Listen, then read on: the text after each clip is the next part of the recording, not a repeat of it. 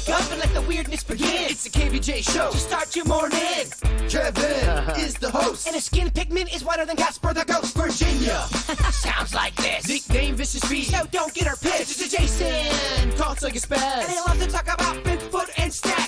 So get ready, here we go. You're listening to 97.9 with the KVJ Show. All right, here we go. It is another day of the KVJ Show. Hello and happy Tuesday. So you guys got this place all festively decked out. Yeah. Thank you very much. It's not just any Tuesday. It's your birthday. Oh, yes. People love having birthdays on Tuesdays. Can really throw down. Oh, yeah. Everybody's really wanting to tear it up today. Well, you look great. Awesome. Thank you. I feel great. That's beautiful. Yeah.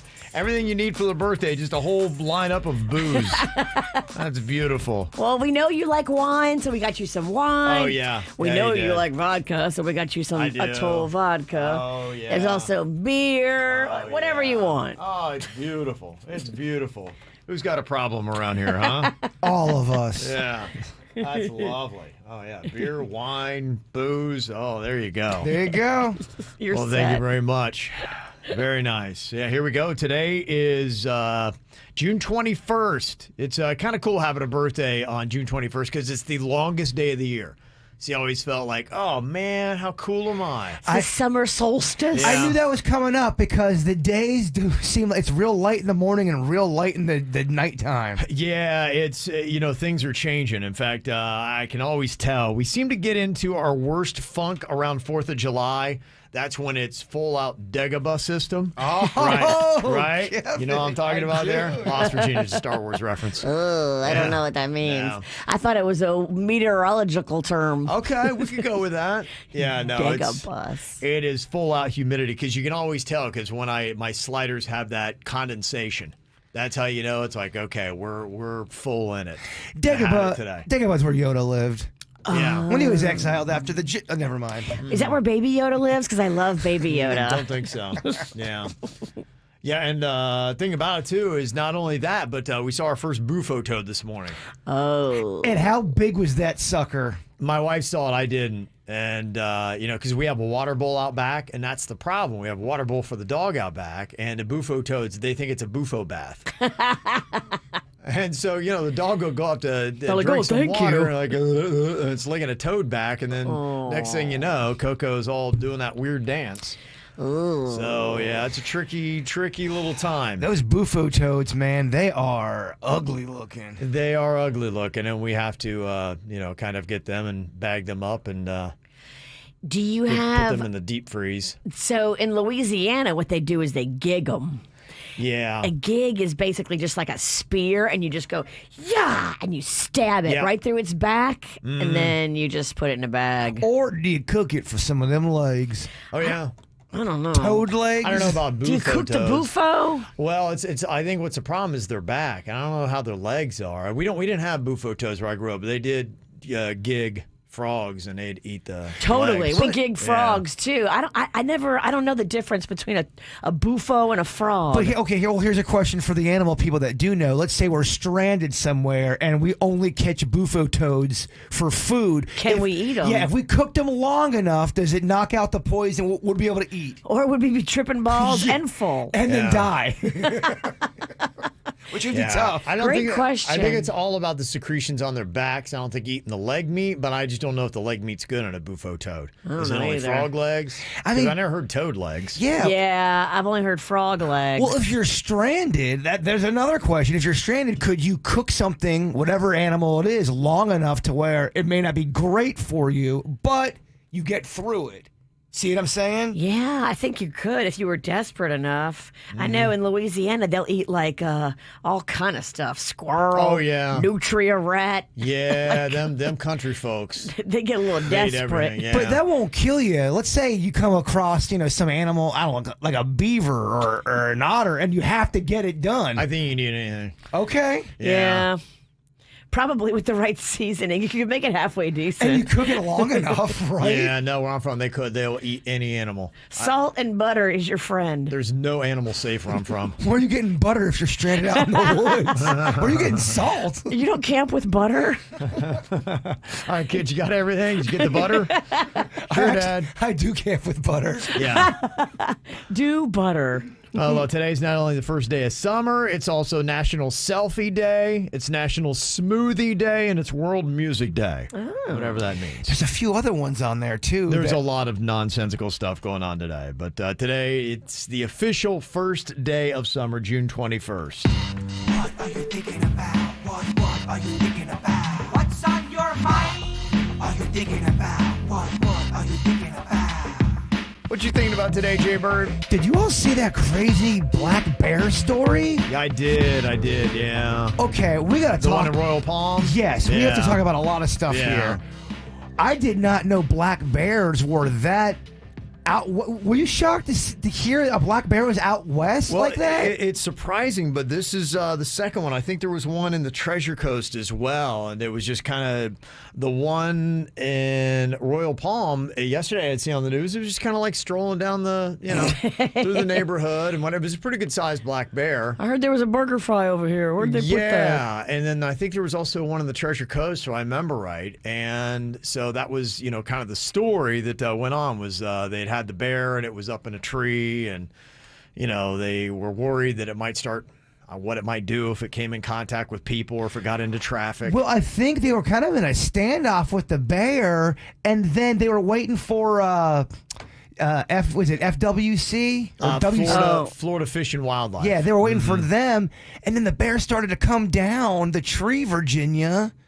And then they had to take the bear down. I know. Yeah. It was such an odd story. I just didn't realize black bears were this down south in Florida. It's not common, but then we've got a couple stories right away. Typically, you'll see it around Orlando and a little bit more kind of like Central or North Florida. They seem to have more bear interactions than we do here in South Florida. So I don't know if that means that development in the Treasure Coast is pushing the bears a little bit further south, because what the heck, man? So I don't know, maybe that's what it is, but to have two bear stories like this is odd, and I don't know. I'm sure there's probably going to be some critique about how it was handled, because for some reason they didn't trank the bear. They were trying to keep the bear in the tree, and I don't know why they decided to take the bear out. Well, the police made a statement, and there's the reason why I found out was because someone sent it to me and they shared it from Facebook, and the police are saying kind of going, well, we were waiting for the wildlife people to come, and they didn't come in time, and then the bear came down, and we had to do what we had to do. We had barely enough time to make a decision. Barely. Too soon, Virginia. Uh-huh. She's taking bear death so lightly. She really is. I can hardly bear it. But I just thought it was a crazy story. I guess my other question, then I'll shut up about bears. On the scale of a benign to murderous bear, where does a black bear range in there? I think they're unpredictable. I don't know, because they are very prominent. My family, we always go to the Smoky Mountains. That was where we did the family reunion. So Cades Cove is an area up there where they have a lot of black bears, and you'll see them, and most people respect them. But I have heard a couple stories that stood out to me where people got a little too close, especially if they're around their babies, and they will attack. So they seem pretty chill for the most part, but you never know. It's just one of those things. It's like all these animals, you don't know. It's kind of like that dude that jumped over that enclosure and got into the orangutan thing.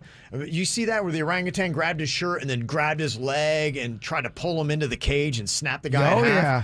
And then I saw a video yesterday of a orangutan just chilling driving a golf cart. And I'm like, I was like, so, at 1 minute they'll try to snap you in half, and the other minute they're just kind of the friendly neighborhood orangutan driving around a golf cart. They're a great fourth in a golf game. So you just don't know. And I think that's what it is. We see the orangutan driving, or we see the friendly bear and he's wearing a birthday cap or something, and you're like, oh, they're fun and friendly, and then we get too close, and then we realize they're not. Gosh, if I have an orangutan encounter, I certainly hope I get the golf cart driving monkey and not the snap you in half monkey. And he looked like he was doing a great job. Yeah, he probably was. Probably driving better than me or Virginia. Great job. Oh, I'm terrible at driving. He's probably definitely better than me. It was Better really than me. unbelievable, yeah. It was unbelievable. Those bears are opening up cars to. I think they want to drive as well. I don't know. They're all uniforming and turning on us, Virginia. Yeah, so it is kind of odd because we let our guard down, and then when we do, that's when they spring up and attack. But does that mean there's a bear family out there in Royal Palm? Because if there's one, there's got to be more, correct? I don't know about that. So there's just one solo bear chilling out in Royal Palm? Could be. How does that happen? I don't know.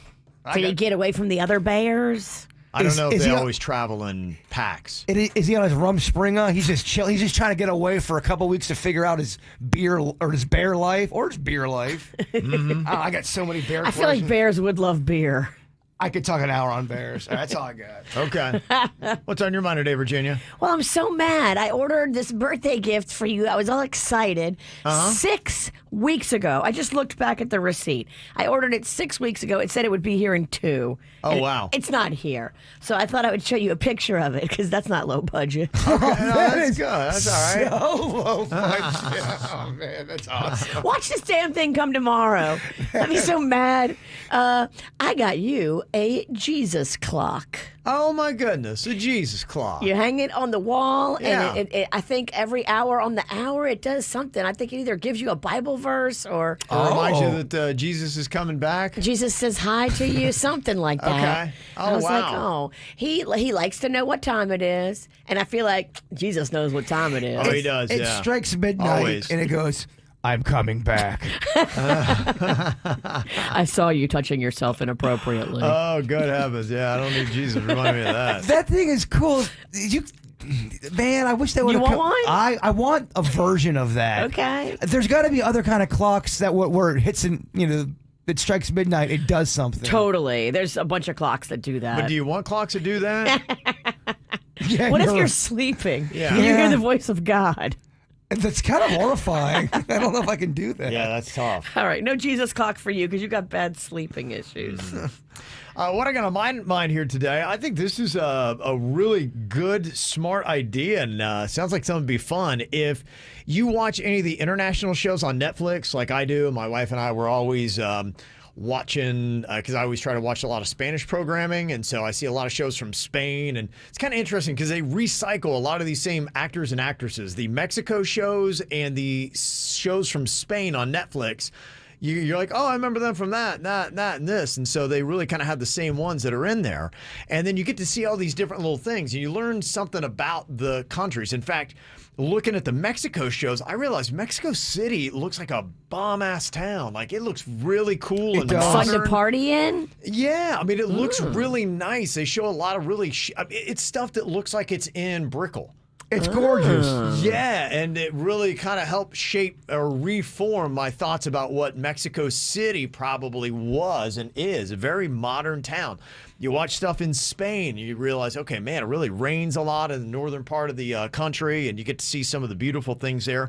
Well, now Netflix is going to be offering tours of all these different little international cities and countries that they do their programming in, and they're going to be doing walking tours. So if you watch any of the shows from London, like Bridgerton, Enola Holmes, The Crown, Anatomy of a Scandal, Top Boy, those are the ones. They'll do a walking tour and say, hey, this is where we filmed that, and these are some of the landmarks that we use. I didn't realize until I saw something the other day, if you watch the latest Spider-Man movie, they had filmed part of it in Venice, and there's one famous bridge that is a big part of it, and they use that. And, us, if you've never really traveled, never been to Venice, you don't realize what a renowned, internationally famous bridge that is. And so they'll take you around and show you that. So they got a tour in London. They got one in Paris. If you saw Emily in Paris or Lupin, they'll show you all the places where they filmed those. And then in Madrid, shows I've watched, Elite, Cable Girls, Money Heist, which is a big show, and Valeria. They'll take you around all those kind of places. It's going to be July 11th through the 17th, so you really kind of got to book it this week. Yeah, you do. But it's something to keep in mind that maybe they'll, continue doing time and time again. So there you go. Fancy. Got, of course, a call from Okeechobee to let us know about eating bufo toads. Oh. Thank you, Okeechobee. We've talked a lot about Okeechobee the last couple days. Yes. I feel like Chobe would know about the bufo. I think they would know about bears as well. They would. Yeah, they're my kind of people. Rob is on here. Rob, can you or can you not eat bufo toad? Yes, you can. It's the poison sacs, the big poison sacs just behind the eyes on the head is what you got to be worried of. Yeah. If you chop off them legs, rip off the pants, which would be the skin, fry them babies up, dip it in some wing sauce and ranch. Perfectly good to eat, just like a bullfrog. Oh, okay. Good eats, then. So Good eats. There's no way you've not had a bufo toad. You've had bufo toad before, sir. Oh yeah, no. In Australia, they're a major big problem, and that's what they do. And they eat them. They eat them up in Australia. Huh. Okay. Well, then maybe that's what we need to do. We need a couple bufo food trucks because I got a bufo farm going on in my backyard. You can sell those babies. Yeah, no doubt. I hook you guys up. So. Oh, and one thing, Jason, you need to get out more. The Pizza Hut up here in is the buffet. Oh, you got a pizza buffet at your Pizza Hut in Okeechobee? Yeah. Damn. Days are going to Chobe. How about that? That's fancy. That is a reason alone to get to Okeechobee. I would go to Okeechobee for the Pizza Hut buffet. Very nice. Thank you, Rob. Okeechobee's like going back 20 years. Yeah, honestly. They got rid of all of them everywhere else that's modern. No, Chobe's still going, baby. Good for you. Love Chobe. That's a great, reason to man. go out there. Go out there and get you some pizza buffet, a bufo toad. We'll go out to Chobe, get some lunch. We'll catch a movie out there. They're just now showing Wedding Crashers. Yeah. Wow. Okay. Okay, got some random questions here for you. Which TV or movie character best resembles you? What'd you say? I'll get people email me that say, yeah, you remind me of Charlie Day's character from Always Sunny in Philadelphia. Okay. And it's not a compliment. It's not. I don't think so. No. This guy is whacked out of his mind.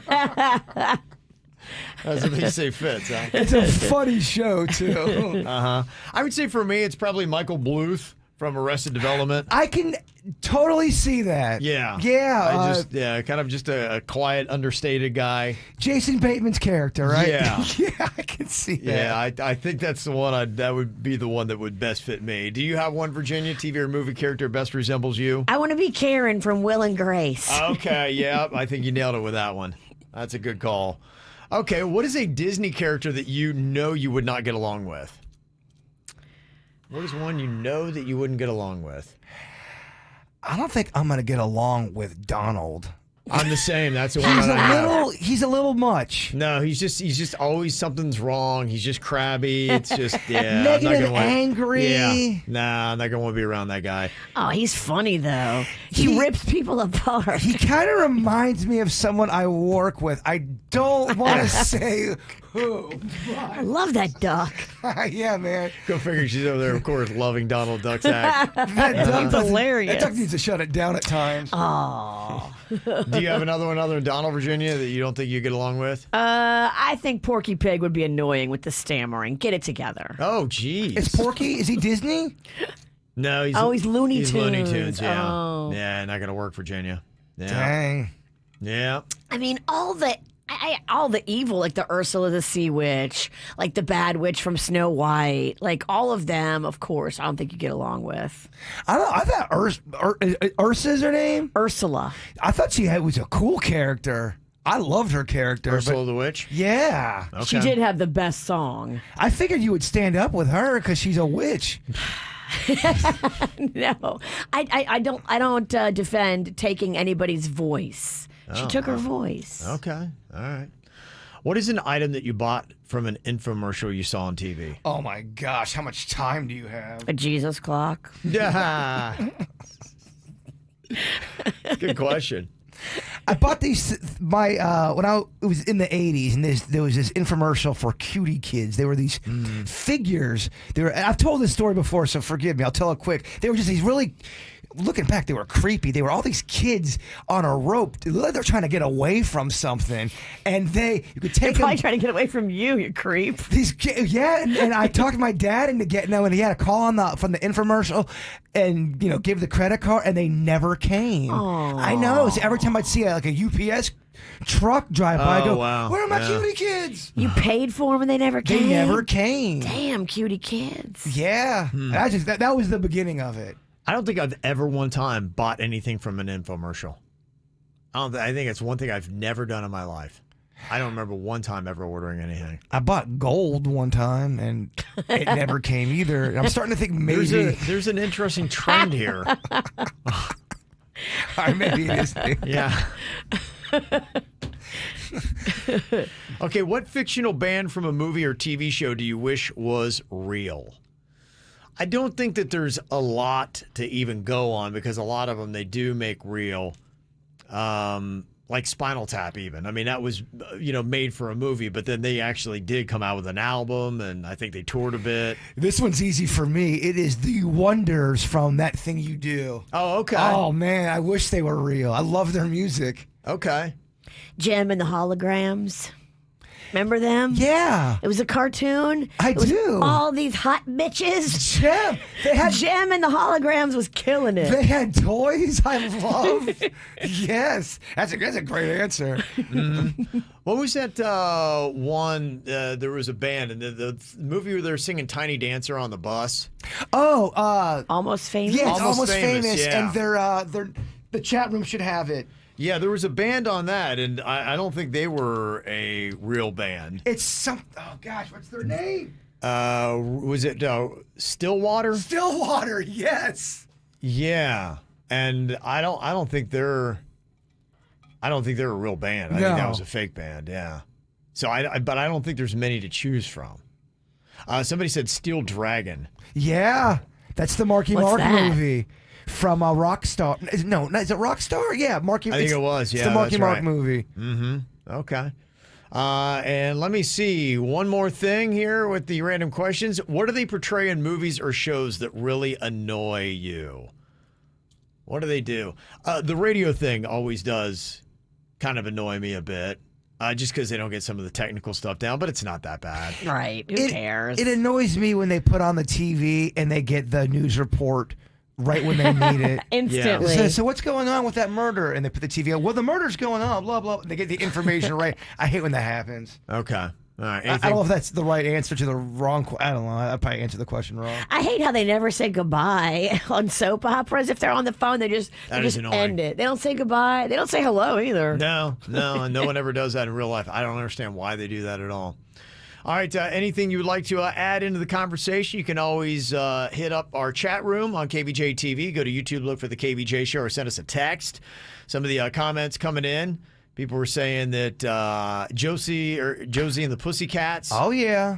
One of my favorites. If you could bring one back, I'd have that be it.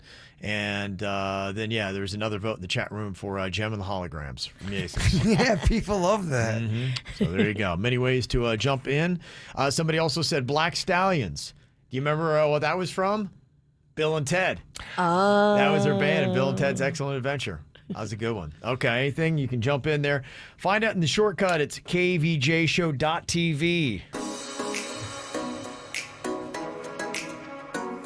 Well, apparently this is a taboo thing in Australia. I don't know what the ruling is in South Florida, but there is a TikTok video going viral of an Australian girl shaming her American boyfriend who is wearing socks on the beach. Is that a taboo? Virginia, you know more about beach life here in South Florida than I do. I mean, it looks weird and it's certainly going to be uncomfortable, but I mean, I would just think the person was, foreign. Okay, that would be what you would think. Yeah, totally. I would be like, oh, they've never been to a beach before. Look how cute. They're dumb. Any thoughts, Jay Bird? When was the last time you were actually on a beach? I go on the beach quite a bit. I like the beach early in the morning and when the sun's going down. Ever worn socks on a beach? Not my jam. No, I don't. Okay. I have hideous feet, but I've just learned to accept it. It's just, love me for the heart, not the feet. I love my toes in the sand. Yeah. And I think that the sock would get in the way of that fun experience. I love the Juno Beach area, like kind of by where the dog park and Carlin Park area. That place is all kinds of peaceful. The only thing I can think about this, and there's a couple practical reasons. One, maybe you don't like the sand between your toes, so maybe the sock will help prevent that. I know some people don't find sand to be awesome. And the other thing is maybe the heat. If you ever been on a crazy hot beach and you were just like, oh my gosh, and you're trying to find some kind of, I did that one time where I think I was at Riviera Beach. Sand it felt like it was on fire. Singer Island's rough because you have a long way to walk to the water. Beach, Yes. And I was out there and I had a yes. cooler. And so I'm trying to drag the cooler, which, by the way, if you have a heavy cooler on wheels through the sand, it doesn't work. So everything about this was a complete disaster. I'm out there trying to walk to it, and I committed, but then it got to that point where it was just all of a sudden your feet, you've gone from I'm extremely uncomfortable to I think I'm going to need to be hospitalized. And so I go running looking for any kind of relief, and all I found was some concrete. And I ran to that, which actually turned out to be hotter than the actual sand itself. It was one of the worst things. I wound up sticking my feet in the cooler. I'm just standing in the cooler trying to cool down my feet. People are looking at you going, he can't be local. No, I know. And you know what? I retreated. I'm like, I just realized this is not a place for me. You instantly got that baby hamster pink tan. Oh, terrible. I don't get the beach. I'm just not good on a beach. Do you hate it or... Especially in the summer, I am not a fan. I don't mind if it's cool and it's nice. We go out there and we do our beach cleanup, but we do that typically in March. About March to April is about the last of when I want to go on a beach. Today or July or August, no. I know that pain so well from that Singer Island walk to the water. Oh, man. It is not It's torturous. fun. And It they is. need almost like a cooling pad that if you wind up, hitting it somewhere and it's just too hot where you can jump over to this for just a second to cool down your feet because it's insane. That's why Juno, you get right off and you can get to the water pretty darn quick. Yeah. So she called it an Australian crime her American boyfriend committed by wearing socks on the beach. And a lot of people were making fun of him. But some people actually had her boyfriend's side, saying, okay, maybe I get the practicality of it. I'm just kind of curious how many people will. I'll have Suits put up a KVJ TV poll. Do you ever wear socks on the beach? It's not the most offensive thing you can do on the beach. I think that would be like poop on the beach. Or I saw some dude that had a G-string on, and let me just tell you, his butt cheeks were not meant to be seen by anybody but himself and his lover. I love that. I love when a guy is wearing way too little clothing on the beach. It makes me laugh. And this cat was not shy about standing, bending, and contorting. You get it, Daddy. Some of the comments coming in. So he said, I would laugh at somebody that is wearing socks at the beach. But some people do. In fact, somebody said, my friend always wears socks to the beach. He even gets in the water with them. Really? Some people are self-conscious about their feet, too. They really are. Okay. Somebody else said in the summer, the sand is so hot that a lot of people will actually wear socks playing beach volleyball. We always wear socks in the summer. You're part of the volleyball community. Yeah, We you get guys why are you're cool. doing it, If the bro. whole team is doing it, then it looks like, okay, your guys are all cool. And does the volleyball community, do they get on? Let's say the one dude does not want to take his shirt off. Are you going to razz him? Hey, Bird, why aren't you taking your shirt off? You really think they should have done that with Goose and Top Gun, don't you? Hey, Goose kept his shirt on because he goes, look, I'm not cut like y'all. The new Top Gun does have a beach scene. Okay. I'm not going to tell you what happens, but it's delicious. It's delicious. Yeah. Sammy says, I actually wear big fuzzy socks when I go to the beach for sunrise on a cold day. So in the winter, some people might wear socks to the beach. Oh, yeah. Okay. Right now, the polling is not very favorable. 92% of people say they do not wear socks at the beach. So apparently it is a small minority that ever would. And if you do, apparently you're going to get made fun of. Number one song in America, Harry Styles. He's just cranking it out. He also did something cool in a concert. He stopped down in Italy and helped out somebody to come out to the crowd that wanted his assistance. So he stood up for that, made that all good. A beautiful tie-in with Pride Month. Absolutely, yep. Good time to do it. I think we have the audio. I don't know if you want it. Oh. Yeah, we'll check it out here. Old Harry Styles doing something good. So you would like the people of Wembley to bring you out. Okay. When this flag goes above my head, you're officially gay, my boy. Okay? You ready?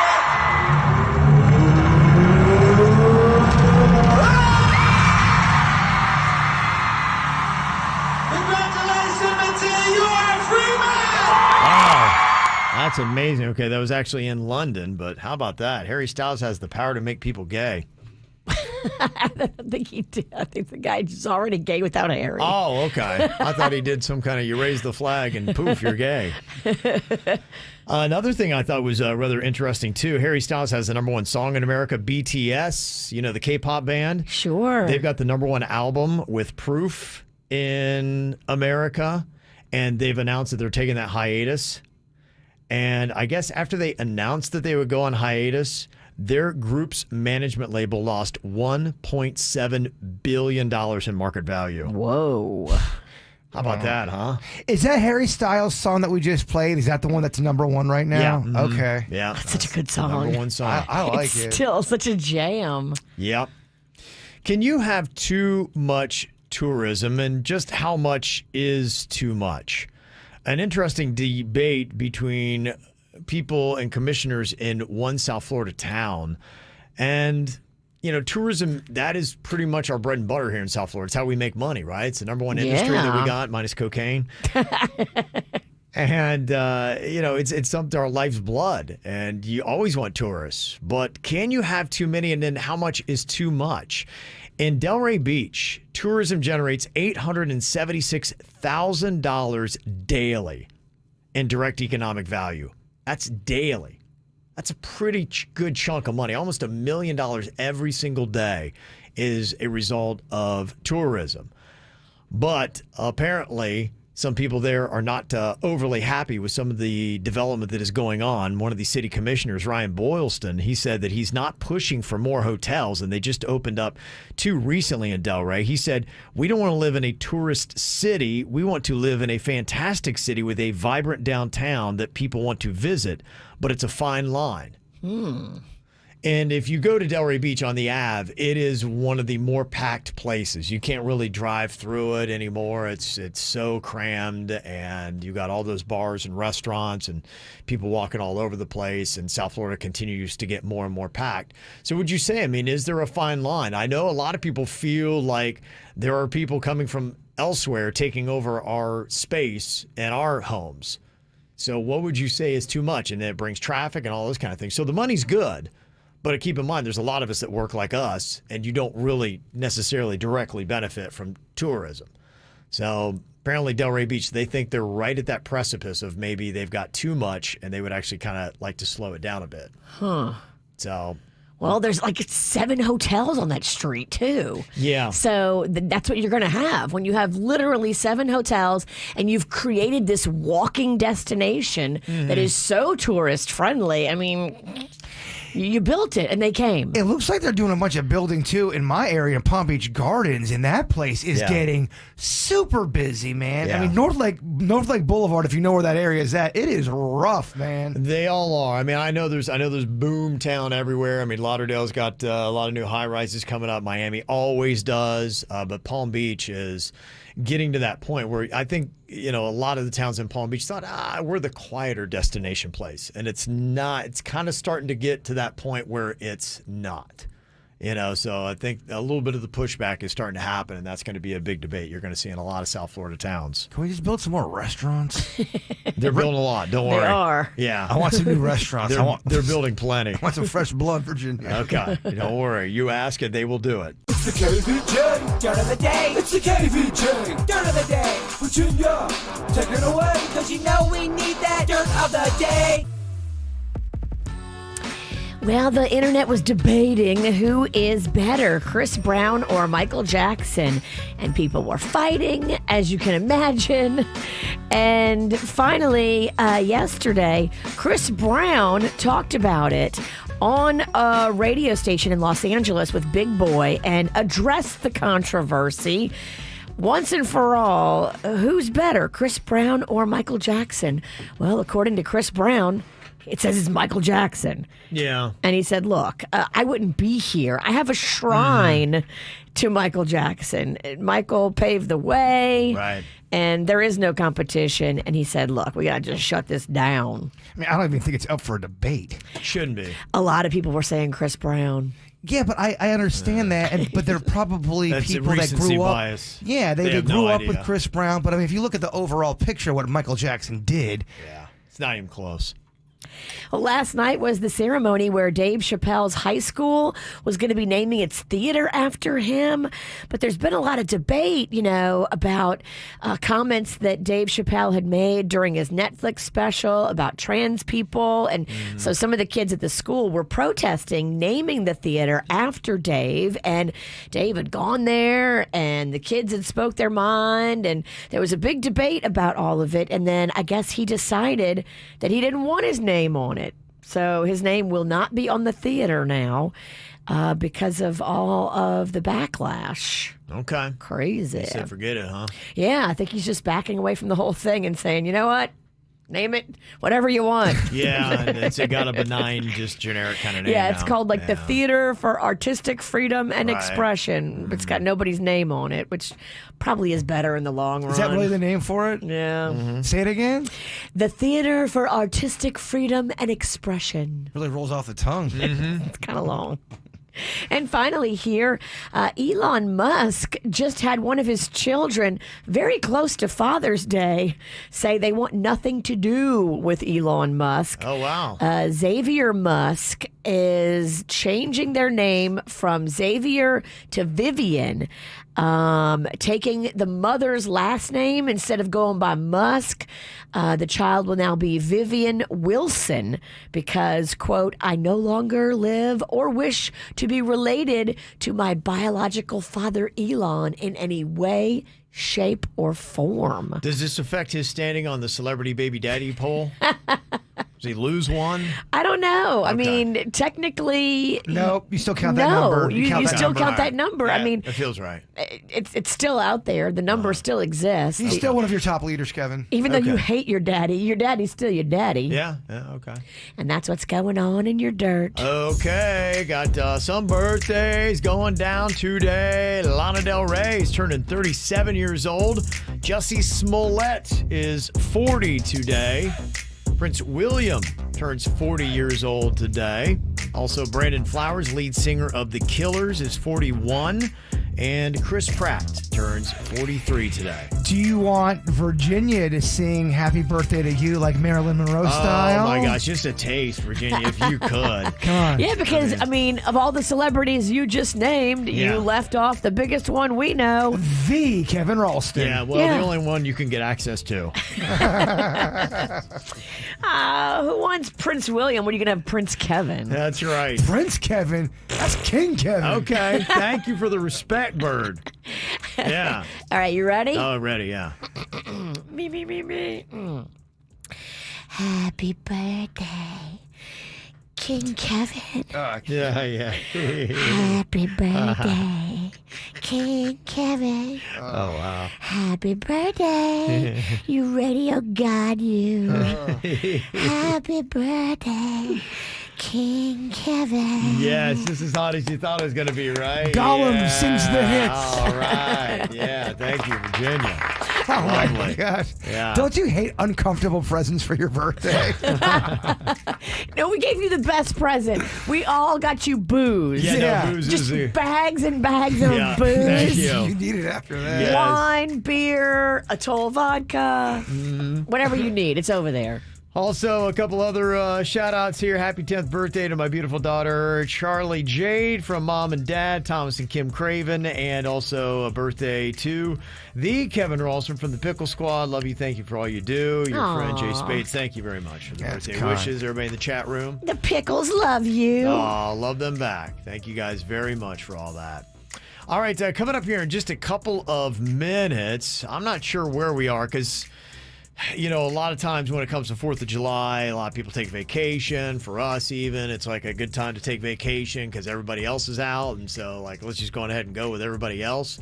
And I thought for a long time we've been talking about we were going to go to El Paso, where my wife's family is, and maybe venture into Juarez. Your Mexican adventure. You've been speaking of this for over a year. Oh, I know. Yeah. And I keep asking my wife, and she's like, yeah, my dad hadn't gotten to me. And so, you know, it's all up on manual to plan, and it sounds like it's kind of falling through. So oh, damn. I don't know that we're going to be taking that trip. So. Damn. Well, just, pull up some, YouTube videos of the beautiful areas I'll watch. you're gonna visit. Yes, I'll go watch another cartel show. You can always jump on my trip. I'm going up to Nashville. Oh yeah, I'm going to go up that way, visit my dad, my grandma. Yeah, we might be going there soon. It's fun. It is. Nashville's a great fun town, no doubt. So yeah, we got to think of something else, and we're already starting to think. Okay, well maybe we'll just do something here in South Florida. That is the great thing about being in South Florida, is you got so many great vacation things, and this time of year too. You can get cheaper rates on a lot of stuff because they're just begging for somebody to come out. And you can do an RV adventure like me and Jay Bird did too if you can't get a hotel price you like. Yeah, okay. I know the Mexican Queen loves a big RV. She does. She's, in fact, I saw on our Instagram, she was following Sprinter vans that people have tricked out. Yeah. It's a whole page. She just got this fantasy that, Well, tropicaladventuresrv.com, Kevin. Okay. What? TropicalRVAdventures.com. What is it? TropicalRVAdventures.com. Okay. All right. TropicalRVAdventures.com. We love it. Well, imagine this. You get 3 days for the ultimate South Florida staycation. Cost is no concern. Where do you stay? Where do you eat? What do you do? 3 days. Don't worry about the price. It's all taken care of. What would be the ultimate? Want to hear what you can put together for 3 days? Okay, people are going to be planning vacations. 4th of July weekend is coming up here real quick. And it sounds like, according to AAA, even with the gas prices, there are going to be a lot of people on the roads taking vacations. So I guess it's not going to be slowing down. According to them, they say that 42 million Americans, more than ever, is going to be taking a road trip of 50 miles or more for the 4th of July week. That's pretty crazy, huh? Yeah, that's a lot. Yeah. So we'll see, too. We're also hearing that maybe President Biden might be doing a gas tax holiday, which could temporarily lower gas prices by 18 cents a gallon. Hopefully by 4th of July, there'll be some announcement on that. I don't know when you would get that break, but that could be something coming up as well. So if you were planning a South Florida staycation, cost is no concern. Where do you stay? Where do you eat? What do you do? Question. Yeah. Where are you cutting it off when it comes to South Florida? Stewart? I go up to Vero. Okay, Vero. Yeah, I right. still kind of consider Vero, touching on it a bit. And then, you can go west out to the Muck, probably, and then you start getting into Southwest Florida if you go. All right, I just wanted to know the perimeter, Virginia. Okay, that's the boundaries. That's the boundary. So what would you do? I think for me, if I had 3 days, day one, I'm going to Key West. We'd stay at the Casa Marina, probably getting some paddle boarding, definitely a Duval bar crawl. Probably eat at Blue Heaven, one of my favorites there. And there's also a Cuban restaurant right by Mallory Square that I love going to. Okay. So I think that's my day one. Day two, we head north. We stay in Brickell. We stayed one time at this place called Icon. It was really awesome, and you're kind of like right there for great bar hopping, lots of awesome restaurants and bars right around there. Probably hop an Uber, head to Wynwood, do a little bit of bar crawling there and checking that out, and probably just stumble into whatever restaurant that we can get. Probably do something different there. And then day three, I think I would stay at the Breakers. I would bar hop Palm Beach and Clematis, maybe even do some paddleboarding if I got that crazy. But there's also the pool there at the Breakers is amazing if you can ever do that. And I think they do a special summer deal too, where you can get in there and there's like a summer pass so you can get access to check into. There's 3 pools. Yeah. And a lap pool, so 4 technically. Yeah, so it's a little bit more affordable. So if you ever were going to do that, but again, cost is not an issue because this is a vacation. It's way out of my price range. But if I could just go all ham, that'd be what I'd do. My girlfriend was telling me she was trying to book a room and she said it was $1,000 a night for a basic room. I was like, ooh. Yep. See, I'm not going to be taking this trip. So this is the pipe dream where cost is not a concern. What would you book? What would you do? What would your 3 days look like, Virginia? I would probably start in South Beach. Okay. My friend was showing me, I don't even know, like, how attainable this would be, but my friend was showing me there's a place called Fisher Island Beach Club on Fisher Island, which is right across from the tip of South Beach. Okay. And apparently, like, Oprah has a place in there. Oh, yeah. And, like, there's all kinds of fabulosity. All those, yeah, all the and little it's a keys around there. private island. It's Okay. Fisher Island. Like, you can't just go to Fisher Island. You have to be allowed on to Fisher Island. Okay. And I love the snobbiness of that. That's very snobby, yeah. I would also want to check out in Miami Beach, Atelier de Joel Robuchon, the restaurant. Oh my gosh. They just got 2 Michelin stars, which is a big deal. Whoa, who cares? What a jerk. All right, huh? He's tearing down your vacation. He's such a douche. So I would definitely want to eat there. I would also want to go to the Ocean Reef Club in Key Largo, spend a couple days there. That'd be fun. Yeah. That's true. If cost is not an issue, Cost is not an you're issue. right. You should, but you have to be a member to get access, right? Or know a member? I could get access. Okay. All right. Yeah, I know somebody. Okay. Yeah. Mags got invited to go. All right. And so I invited myself to go with Mags. Okay. And then I do love Key West as well. I love going down there and just bopping around. I love the Casa Marina. Yeah. I love staying and walking to all the bars. I love that whole vibe of drinking and walking and Yeah. day drinking and eating and walking. It's my favorite. Mm-hmm. So that's what I would do. Okay. Bird, what would you do? Your South Florida staycation for 3 days. Where do you stay? Where do you eat? What do you do? We're taking it to the Everglades. Skunk ape time, baby. We're going to be searching. We're going to be just doing a whole exploration of looking out, out there in the Everglades and trying to find some of the folklore of the skunk ape and talk to some of the locals, Virginia. And then, whatever kind of restaurants they have down there. I'm such a fan of trying restaurants I'll never try again, if that makes sense, in an area you'll probably never go back to. Okay. Then we're going to hit up Key West, and we're going to do it in a different way. We're gonna do it in the way that I've never done Key West. I want to go down there and look at all of the ghost stuff and the Robert the Doll, Right. all of the weird stuff they offer in Key West, and do it that way. Mm-hmm. And then we're going to round it up at Jonathan Dickinson State Park with a camping trip with friends and loved ones. And we're just going to celebrate life. We're going to get weird. With friends, loved ones, and about 1 million mosquitoes. Look, we got an RV we can go into. But I would love to go camping. But a nice, fun camping trip. I love Jonathan Dickinson. My dad would always take me there as a kid, so it's very nostalgic for me. Oh, the juicy daddy. And to get, 5 or 6 groups of friends together and take over a campsite would be a lot of fun. Okay. That's all I got. Some of the suggestions people would throw out here: if they had a 3-day South Florida staycation, cost is not an issue. This is your pipe dream. What would you do? Where would you stay? Let me see. Nurse Schmidt, she said Chica Lodge with a boat rental and spa included in Isla Mirada. Chica Lodge is awesome. It does look very in cool. Isla Mirada, yeah. Have you stayed there? I have. I have not. Yes, I stayed there. I remember we went there the time Jaber was in the popcorn box, so I spent my entire time on the phone with corporate attorneys. But I had a great view while I had all those conversations for 8 hours straight. Yeah, that's my memory of Chica Lodge. Yeah, that was my one time there. It was my family all mad that I ruined the whole vacation. I didn't know we had so many bosses. Yeah, I didn't I either. heard from 11 people. Yeah. So that's my Chica Lodge memory. Let me see. And somebody said, put me in the Keys in a 100-foot yacht. See, I didn't even think that. That's too fancy. My mind doesn't even go that bougie, but that would be amazing. Could you imagine if you're just chilling on a boat? That would be amazing. Right off the Keys? Dang, that's bougie. That's awesome. Let me see a couple other suggestions. Somebody said, I just got done with a week-long trip to the Keys. We ate at Blue Heaven. It was fantastic. That is a good little, it's like in a little house. There are chickens walking around. Okay. And when you go to the Keys, there are the touristy places, and then there are the places that are not.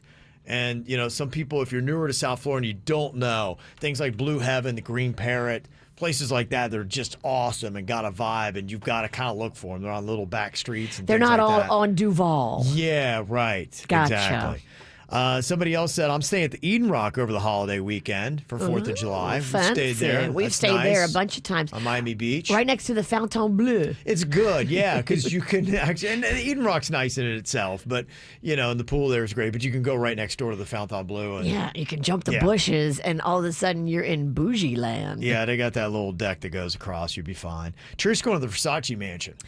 Yes, it's fabulous. Yeah, that's a good call. I didn't think about that because that place is super expensive, isn't it? It is. It's not as expensive as some other places. It's a little deceptive, though, because the restaurant is open to everybody and anybody. Okay. And they've lowered all their prices. So it's definitely not Oh, it is. Okay. exclusive in the Okay. restaurant like it used to be. But if you get a hotel room or if you're upstairs doing a private party like the Real Housewives of Miami just were, Okay. it can be super duper fabulous. And those suites are tricked out. Really? Okay. But I think they start at like $800 a night and Jeez. go up from Yeah. there. But the Gianni suite, the Gianni Versace suite, I think it's I can only imagine. awesome. That would be sweet. If you could somehow get your paws on that, that'd be amazing. $800 a night, do you get at least free nuggets or something? That's for the basic some bitch tenders? room. That's for the basic room is $800 a night. Who know? I think that Gianni suite goes for thousands and thousands and thousands that'd be per cool. night. Yeah. But I bet you any money you get in one of those suites for $800 a night. I bet you it's overrated. You're in there. I don't think so. You're in there and like, oh, cool. These expensive drapes, they're so fancy and neat. You need to look at pictures of the Versace mansion. There's Yeah. there's inlay in all the walls. There's mosaics made of stone that look like they Yeah. were all hand put together. Yeah. The floor, same thing. Like the intricate details of that place Yeah. are pretty fabulous. Okay, I blindfold you, and then you have two rooms. You wake up in both rooms. You'd be able to tell a Versace room compared to a Marriott room. Absolutely. Yeah, that Oh ain't my close. gosh. Like you need to look up Google pictures of the Versace, Yeah. Gianni Versace suite at the Versace mansion in South Beach. It is spectacular. Somebody else, and this is a good idea. They said if they had a 3-day South Florida staycation, price again, we're throwing out our ultimate 3-day staycation, they would rent a Palm Beach mansion. Oh, And I don't know how or if you could, but could you imagine staying in some of those places? they got those on Airbnb. Yeah, I don't. Do they have a mansion Airbnb? I think they just Yeah. don't rent them out, do they? Well, there are mansions on Airbnb, but you're talking about like $15,000 a night or $10,000 a night or Really? $8,000 a night, Jeez. depending where Right. you are. But there are absolutely waterfront mansions on Airbnb. Okay, I pulled up the Versace pictures, and yeah, they're cool rooms, Kevin. Yeah. They are. But $800 a night? $800 a night? I know, it's up. crazy, right? That is like the lowest. Come on. I'm looking at them. Yeah, they got a cool ceiling. They got some fancy comforters. Yeah. What after that, dog? They have so many details to those rooms besides the ceiling and the comforter. You could spend hours in there just walking around looking at every little detail. Yeah. I know because I snuck up there. Okay. We went to go eat, and you're not supposed to go beyond the velvet ropes unless you're staying in the hotel. But if you act like you know what you're doing, Yeah. and my friend did, he knew what he was doing, and so I just followed him.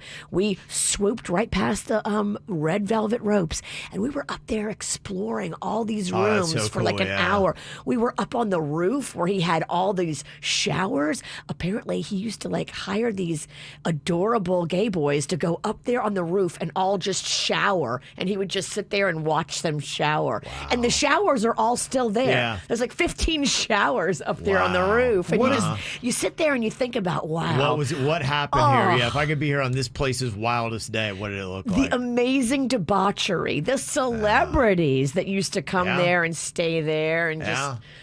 pretty fascinating the history of that building. What a gig that would be. You just get paid to shower. What do you think we could get if we threw in a bird? We'll throw in a Denny's and a suits. I don't think we can get a Ralston. You throw us the. What do you think we You can get the Three Musketeers. Yeah, what do you think we can get for that? I don't know, 50 an hour. You just watch a shower for an hour. What a weird Now, gig. do you soap each other up or you just wash yourself? I think you the standard the beginning price is you wash yourself, and Okay. if you want to see me wash suits or vice versa, you're gonna have to pay. I do want to see you wash suits. You have to pay. Another good 3-day South Florida staycation idea. Somebody said I would go crazy at the Seminole Hard Rock Hotel. Oh, that'd be and so casino. fun. Yeah, if you did the best suite and all that Oh. stuff, because that gets really pricey Like now. in the guitar. Yeah, right. Yeah, free gambling Oh, they have drinks. that caviar restaurant there. You could go buck wild. Yeah, okay, that's a good call. Somebody else said Jupiter Island Club has vacation rentals, and then you party with the rich and famous. You can have your ideal 3-day staycation. So not a bad idea. And then also the cabanas in Key Largo, somebody said. Do you want to party with the rich and famous? If I'm partying with the rich and famous, I'd be so uncomfortable. The rich and famous. Oh, you're rich and famous. Not me. I want to go see what they're doing. It'd I be want to see fun what to they're watch. eating. I want to see what they talk about. They're not. I want to watch them get hammered and Yeah. say stupid things. Be fun to watch. It'd be a good story. Oh, yeah. Yeah. All right. We also dropped that on the KVJ Show Facebook page. So if you didn't get through and you want to let us know what would be your best 3-day South Florida staycation, go hit it up and make sure you subscribe while you're there. All of these people in my life acting berserk. I'm feeling all pissed off and hurt. I need to know if I am the jerk. Oh, am I the jerk? Oh. Okay, somebody want to know here if they're the jerk for not giving their office to a pregnant coworker. For what? The birth? Yes. Go ahead, have your baby in here. Ugh. It's going to be a little awkward. It says I work in a business that makes a ton of money selling products to major corporations. Everything is based on sales, and you can simply walk our halls to tell who is the most important people with the company. Everything is incentive-based to keep us selling. Since joining the company 2 years ago, I have been our top seller for the last 5 quarters. I've gone from one side of the floor to the other, and now I am in an office with a large desk, nice chair, refrigerator, and massage chair. Wow. Well, there's a relatively new sales girl that is pregnant and has been struggling to adjust. I've tried to take her under wing to help her out, and I feel like she is confusing my kindness for weakness. It began when she asked me for my parking spot, since it was much closer to the building than hers. I gladly accepted and I gave her my spot. Now, she's just sent me a request asking if I could switch offices with her. She said her office is tiny and her belly barely fits in her desk. She also said that the AC doesn't work as well and she's hot there. I'm sure she is also eyeballing my massage chair too, as she often comes to my office to use it. She clearly mentioned this to my boss because now my boss has asked if it would be something I would consider switching offices with her. What? I said, well, let me think about it, but I'm leaning towards no. Does that make me a jerk? I mean, I earned this office. Plus, my husband and I are in the process of trying to get pregnant ourselves. So if I get pregnant, do I get my office back? Why am I expected to switch offices with her just because she's pregnant? Is she a jerk if she's like, yeah, I don't think I'm going to switch offices with you. I'm sorry you're a little hot down there and your belly doesn't fit behind the desk, but... It is not no. your problem that her AC doesn't work and she hasn't been given decent accommodations by the company. Why are you expected to give up all of the stuff that you've earned? What about all the other pregnant women who don't ask for that stuff, that do struggle and that they understand they would never ask for someone to give up all of their own stuff? I'm sure you were uncomfortable. I'm sure you were hot at times when you were pregnant. I'm sure you didn't want to walk as far, but you still did it. Totally. I mean, the parking spot was nice of you. Right. That was really awesome. That opened the door, though. She's But- like, I like. Can I have that? And I like your shoes. Could you imagine that even if you were pregnant, asking someone to do that for you? I would never Never. have the balls. Never. I think someone needs to say something like, whoa, hold on one second. I earned this office. I earned all these perks for helping the company. I can't believe the boss is like signing off on this. The boss is probably scared because, Yeah. oh my gosh, pregnant woman's gonna, oh my gosh, who Take knows us down. Yes. should just put up a post and say, I can't believe that. Toxic workplace. Right, I'm pregnant. I'm hot. I Is the- shouldn't be in this kind of condition. Is the boss a man? It didn't say. But it sounds like these are two women. No, but in I'm this saying, letter. But but she's saying the boss is now asking too. Yeah. The boss may not. If the man, if it's a man, Right. he goes, Just don't get me involved. Oh my gosh, I'm telling a pregnant woman she can't have a room.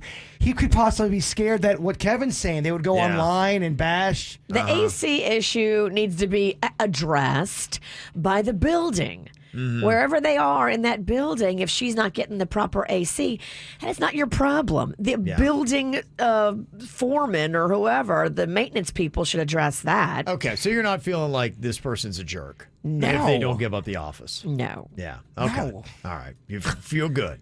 Keep The your girl office. who's asking is getting a little big for her britches in more way than one. Yeah. Well, she's the one that's acting more like the jerk in the scenario. I agree. Okay, what about this one? Says, am I the jerk for asking a short person to get something from a lower shelf? Says, I am 6'4" and I am frequently asked to grab things that are higher up for people who are much shorter than me. Well, I suffer from back problems and shopping can be difficult if I ever need anything from one of the first two shelves. So since I help others so often, I asked this woman next to me if she could grab an item off the bottom shelf for me. And she gave me this WTF look and then asked, is this some kind of short joke? It got awkward real fast, and I nervously said, no, I just have a hard time reaching items on the lower shelves. She said, well, I don't work here, and maybe next time you should think about what you say to short people. You come off like a too tall a-hole. Well, I was really taken aback. This woman wasn't a dwarf. She was likely a little over 4 feet tall. I really can't believe she thought I was poking fun at her. I don't think people were making fun of my height when they asked me to grab something up high. Do you think I came off as a jerk? No, you didn't have evil intentions in your heart. But it is a little tone deaf because you can go down, she can't go up. But you're not. But his back hurts. He can't go down. Well, she don't know that. Well, people also need to not just be so edgy when they go out, and not everything means that someone thinks you're a horrible person trying to make fun of you. You know what I mean? Well, if you can't reach the stuff on the bottom shelf, then bring somebody with you that can. Because it's going to be weird when you ask smaller people to get you stuff from the bottom shelf. They are going to Who's be the like, short "What?" person you asked that is But whatever happened, nimble? just people being kind and cool. Just, hey, could you please help me out with this? And someone just helps you out without thinking. I think it's what he's trying to do. Without it being this big deal that you hate everybody. Well, you have to preface it with, I have back issues. I can't get down there. Would you mind grabbing that? I think that's maybe the lesson to learn. I don't think you're a jerk for doing that, but now that you know that somebody might take it the wrong way, thinking you're trying to crack a short joke on it by asking if they can get something off the bottom shelf, you just say, hey, I am so tall and or just say I have really bad back problems and I can't bend over. Would you mind picking that up for me? Also, too, ask people that work at the store. Did she work at the store or no? That's what she did, and that's what she said. She's like, I don't work here. I mean, Why would you ask me? Because she thought he was mocking her and she got mad. Yeah. Okay. Explain your back pain, and then you'd be fine. Okay. I mean, everyone's so offended. What about this one? Am I the jerk for putting these stipulations on my daughter? It says, my husband and I have a daughter who lives with us in New York. We aren't rich, we're middle class, and my husband was struggling to keep a job, so we decided to retire early and move to South Florida. Oh, bad idea. Our daughter decided to pick up minimum wage jobs after high school for 3+ years and have fun. She did not pursue training or education. She would have needed to pay for education through loans and didn't want to take that on. Well, right before our move, she bought a big dog that we didn't want or approve of. When we sold the New York house and started planning our move to Florida, we stipulated that she could move with us, but had to go to college and find a home for the dog. The dog had already caused close to $20,000 in our former house damage. Damn. She was furious and told everybody that we abandoned her. She rushed off and married this guy that she didn't love, who had money, so she'd have a place to stay, and now blames us for her crappy marriage. Am I the jerk for saying that she couldn't move in with us unless she went to college and rehomed the giant shedding dog? No, you are not a jerk. These kids are out of their minds. Yes. You are to raise them, get them to 18, and then at that point, anything else you do, technically, I think is gravy. And if they have an attitude, you kick them out quicker. Yes. Like, if they're cool about it and they're nice and they respect you and they go to school and they follow the rules, then yeah, they can stay. But if they buy a dog that does $20,000 worth of damage to your home, you have every right to aggressively remove them from your home and tell them to go scratch. I think so as well. All right, trying to figure out what to do with the kids here for the summer. We got something called Camp KVJ, giving you hookup every single day. This week we're doing Rapids Water Park tickets. Also, Lion Country Safari, one of the best animal safari parks in America. Got Chris on here from Loxahatchee. Hello, Chris. How you doing, KVJ Nation? Doing good, Chris. What up? Chris! Whoop, whoop. What up? So you got a kid that you're trying to keep entertained this summer? Yeah, I got a 13-year-old little girl named Michaela. Oh, very nice. Very nice. Well, I think Michaela would probably love this. 4-pack of tickets. Oh, she loves it. With all the rain and everything going on lately, she's been cooped up in the house. I bet she can't wait to get out. Oh, no doubt. No doubt. Okay, well, we're going to hook you up. Get to go to Rapids Water Park and Lion Country Safari in there as well, okay? That sounds amazing. Thank you very much, KVJ. Yeah. All right, there you go. Enjoy. Yeah, very nice. Nice little thing for you to do with the kids. We'll do another shot at that tomorrow, just about 7:15. I'll put the call out for you. Getting some people kind of sounding off here on some of the Am I the Jerks. Somebody had said the one about the pregnant woman wanting the office. Pregnancy is a protected class, but she is being pushy for sure by asking for reasonable accommodation. The employer is likely trying the easiest path by doing the office swap rather than actually getting the AC fixed. Well, the management should take care of the AC. Yeah, it feels like lazy management. Mm-hmm.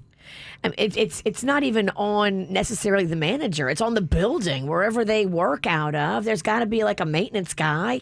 Go tell him. Yeah, no one's trying to crap on pregnant woman. We obviously, we think it was nice you gave up the parking spot and all that. It's the entitled attitude that is annoying, and it's the approach on everything. That's really what's annoying. And you can deflate it and just not tell her, look, I don't want to disparage your pregnancy or make this any rougher for you than it has to be, but I've earned all these things. I earned my office. I earned from being a great performer here in the company. I hope that one day you can earn all this stuff too, but just because you're pregnant doesn't mean I have to give up everything I've earned. Yeah, one text that came in said, yeah, these days women are using pregnancy as an excuse for everything. I didn't ask you to be pregnant, then don't ask me to change my life for you. Dang! Yeah. Whoa! I wouldn't phrase it that way because that feels a little aggressive. Hey, look, that's the text. You I let didn't it- ask you to get knocked up, you hooker. You let it all out on the text chat, Virginia. You speak your mind. The text chat is harsh. They're the harshest of all of our forums. They bring it. Mm-hmm. And the one about the guy who was very tall with a bad back asked somebody shorter to get something off the bottom shelf, and they're like, what is this, some kind of short joke, a-hole? Somebody else said, as a member of the short community, if she asked him, he can ask her. Otherwise, it sounds like he's trying to get her to bend over in front of him or something weird. And that is something you do have to consider whenever you ask, hey, you pick that up for me? Oh, yeah. So you may come off a little bit as a creeper. I was wondering that too, Virginia. There was this woman in the elevator here at work, and I let her get off the elevator first, but I felt like she almost didn't want to get off the elevator first, and I was doing that to be polite because I thought I could just get the feeling she thought I was going to start staring at her butt. So let me let you out to be polite so I can stare at your butt. Well, I mean, that is the added advantage of letting her out the elevator What? first. I don't know. Yeah. If you don't let her out first, now you're a jerk for not letting her out first. Well, what you do is you step to the door, you hold it with your hand, and you go, after you. And then as she goes, you can look at her butt because she isn't looking. I could tell this woman in the elevator, she just felt uneasy. It might have been your outfit. Were you wearing that pizza getup? It might have been World Record Wednesday. I It's a don't little know. aggressive. Okay. Yeah, so anyway, just some thoughts on that, how you would or should handle those situations. Again, if you got something going down, you can go on ahead and send us that email, mail@kvjshow.com, mail@kvjshow.com. I'm taking a look at the temperatures, and it looks like it's going to get hot here. I noticed today we're kind of getting into murky season. 2 big signs, the sliders in the back of my house. They had the condensation all over them, and we had our first bufo toad sighting of the season. Bufo toad. Yeah. You better watch out, you little dog Coco. Don't go licking on that toad. Yeah, we do. Hopefully she learned a lesson, because there was one time that she did. It's been probably 3 or 4 years ago now, and we looked out the back, and she was just hobbling, just going from side to side. I'm like, is the dog hammered? What's going on? It was rough. I saw it. She looked. I'd say it happened for a good 24 to 48 hours. She was kind of roughed up. Yeah, it took her a weekend. She had a weekend where she was just tripping balls. So. Well, you better be careful, because they can die. Oh, I know. No doubt. And chances are Coco does not remember, and Coco's going to try to get that frog again. Yeah, that's the battle, though. I mean, we're out there. We try to be proactive, but, those things can hide pretty well, and you don't see them unless you get rain or whatever, and then they come out. So we always we do a scan of the backyard before we let her out to see if there's a toad out there. Toad watch. You Rawson's got quite a lot of animal activity out in your house. Yeah. From birds to these toads we've got a lot of them away. Yeah, we've had everything from bees. I mean, part of it's being in Florida, but yeah, we've had birds and bees and toads and rats and start charging. I'm gonna go over there, look at the animal life. Squirrels. Yeah, we got a neighbor, and he's giving the squirrels peanuts. And the squirrels, because they're always running around with them privacy fences, and the squirrels now are dropping all the shells in our backyard. It's like they're littering up your yard. Oh, yeah. Eating the nuts. I got peanut shells all over my backyard now. But when I lived at that townhouse, there was a dude that would always put nuts on his little gate area, which completely put squirrels all over that area. And I think a couple times he put them on my fence too. So we just led the league. And not only squirrels, but hungry, aggressive squirrels. Well, because when you feed them, I think they have that expectation, and I don't know if he's holding out nuts for them, but that squirrel, they'll sit there and they'll just, I can walk within a foot of them, but they look at me and then they're like, what's up, dude? Where's my food? They're humanized. They look like I call them prison squirrels, because it looks like they've been in prison just doing push-ups and lifting very muscular, weights. Yeah, they're in great shape. And they are a little edgy. Yeah. And then they come over in your yard and take extra nutty dumps. They do. Oh my gosh, they will, Yes. man. Big old squirrel poo. Some of they'll pelvic thrust while you walk, and they won't move. Right. That's what they're doing. This is common South Florida squirrel stuff, Virginia. They taunt you. I don't know if you got these kind of squirrels in DeQuesta. No, they're very peaceful by me. Yeah, but it's that time of year. It's just all kinds of craziness. You got to get ready. Did you guys see that viral video, the guy that whacked the gator with the skillet? No, somehow I missed that. this. Yeah, it's they got the gator mating season going on too. I mean, if it's not everything else, I got bufo toads, I got gators mating, all this kind of stuff. Yeah, it's just some old coot that was out there, and you can see him right there if you're watching KVJ TV.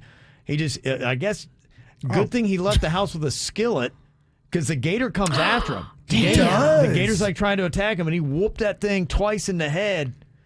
Oh, the gator was like, And the gator just turned and was like, kajoing, and got out of there. Gators fought other animals. I don't remember an animal ever hitting me with one of these things. I'm out. Yeah.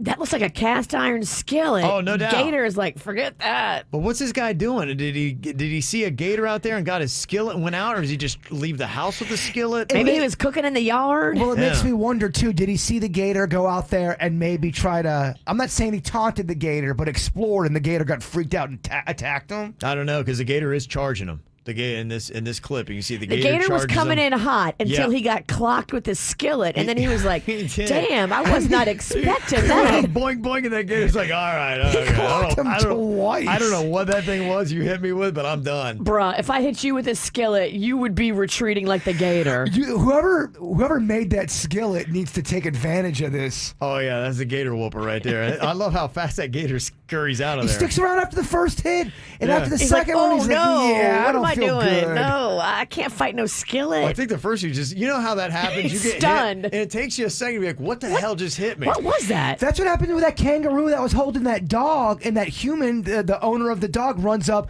punches the kangaroo. Kangaroo's looking kind of stunned. Yeah. Like he wants to punch him. He goes, "Nah, I'm out. All right, fine. Take the dog." Bailed, Take the yeah. dog. Yeah. It's the KVJ Dirt of the Day. It's the KVJ Dirt of the Day. Virginia, take it away. Cause you know we need that Dirt of the Day. Well, they were both saying not so nice things about the other during their little breakup. Kim Kardashian and Kanye West, though, apparently over the weekend not only attended North's basketball game at the same time. Now, they didn't sit side by side, but they were both there.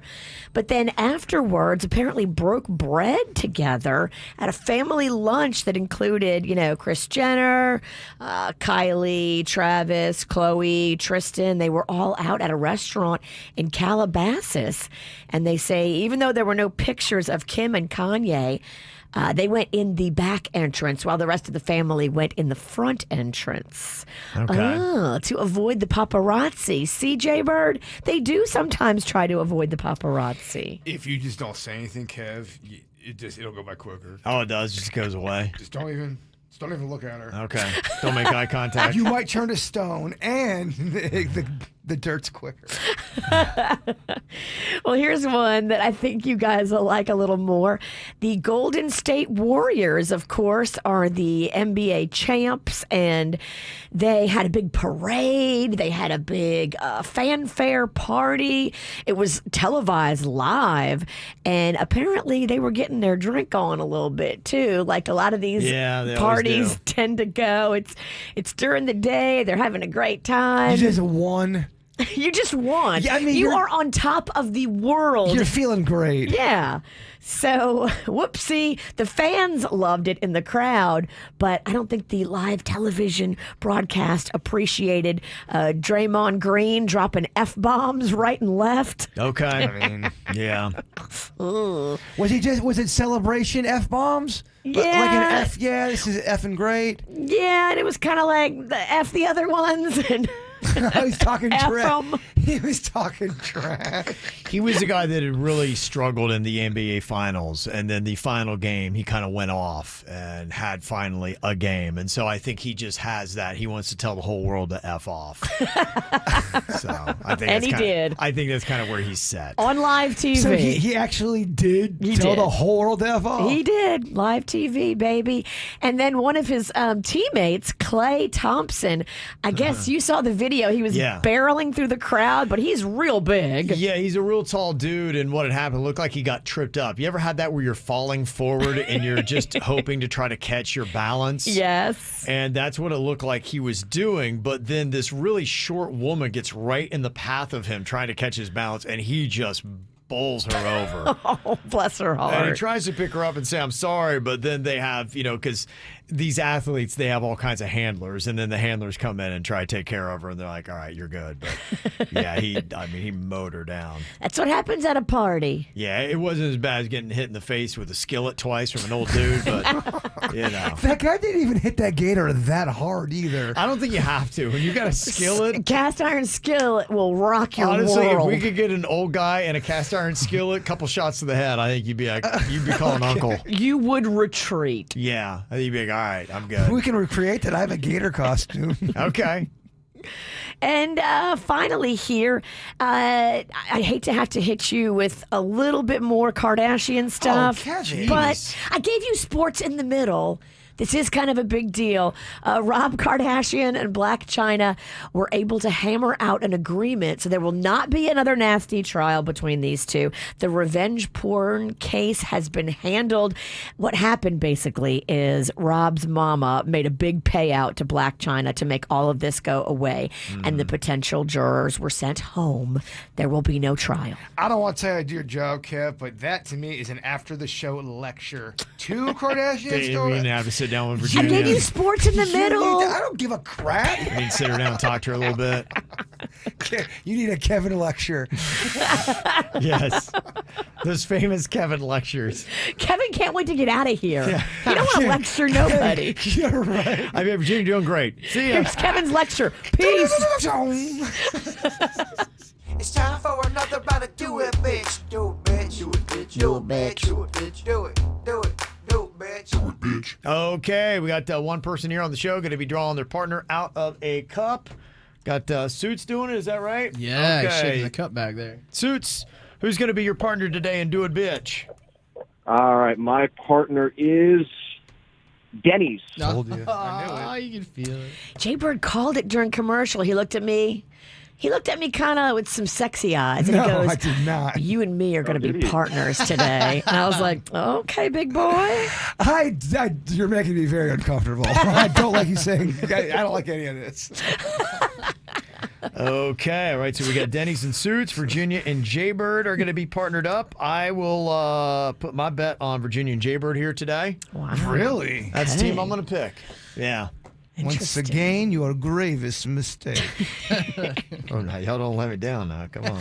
Yeah, we've been doing it our whole career. Okay. It's a pattern.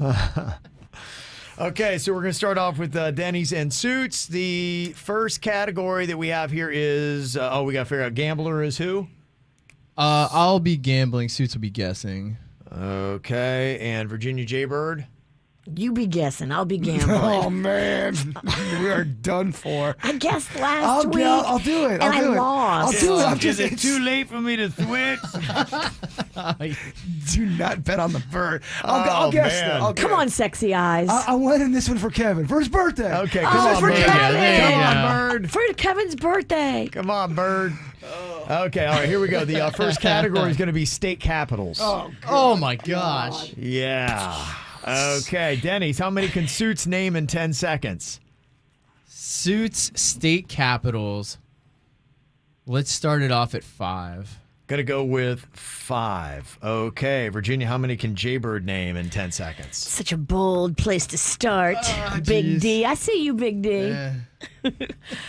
Oh, can the bird do 6? I feel like the bird couldn't do much more than 6. Oh, jeez.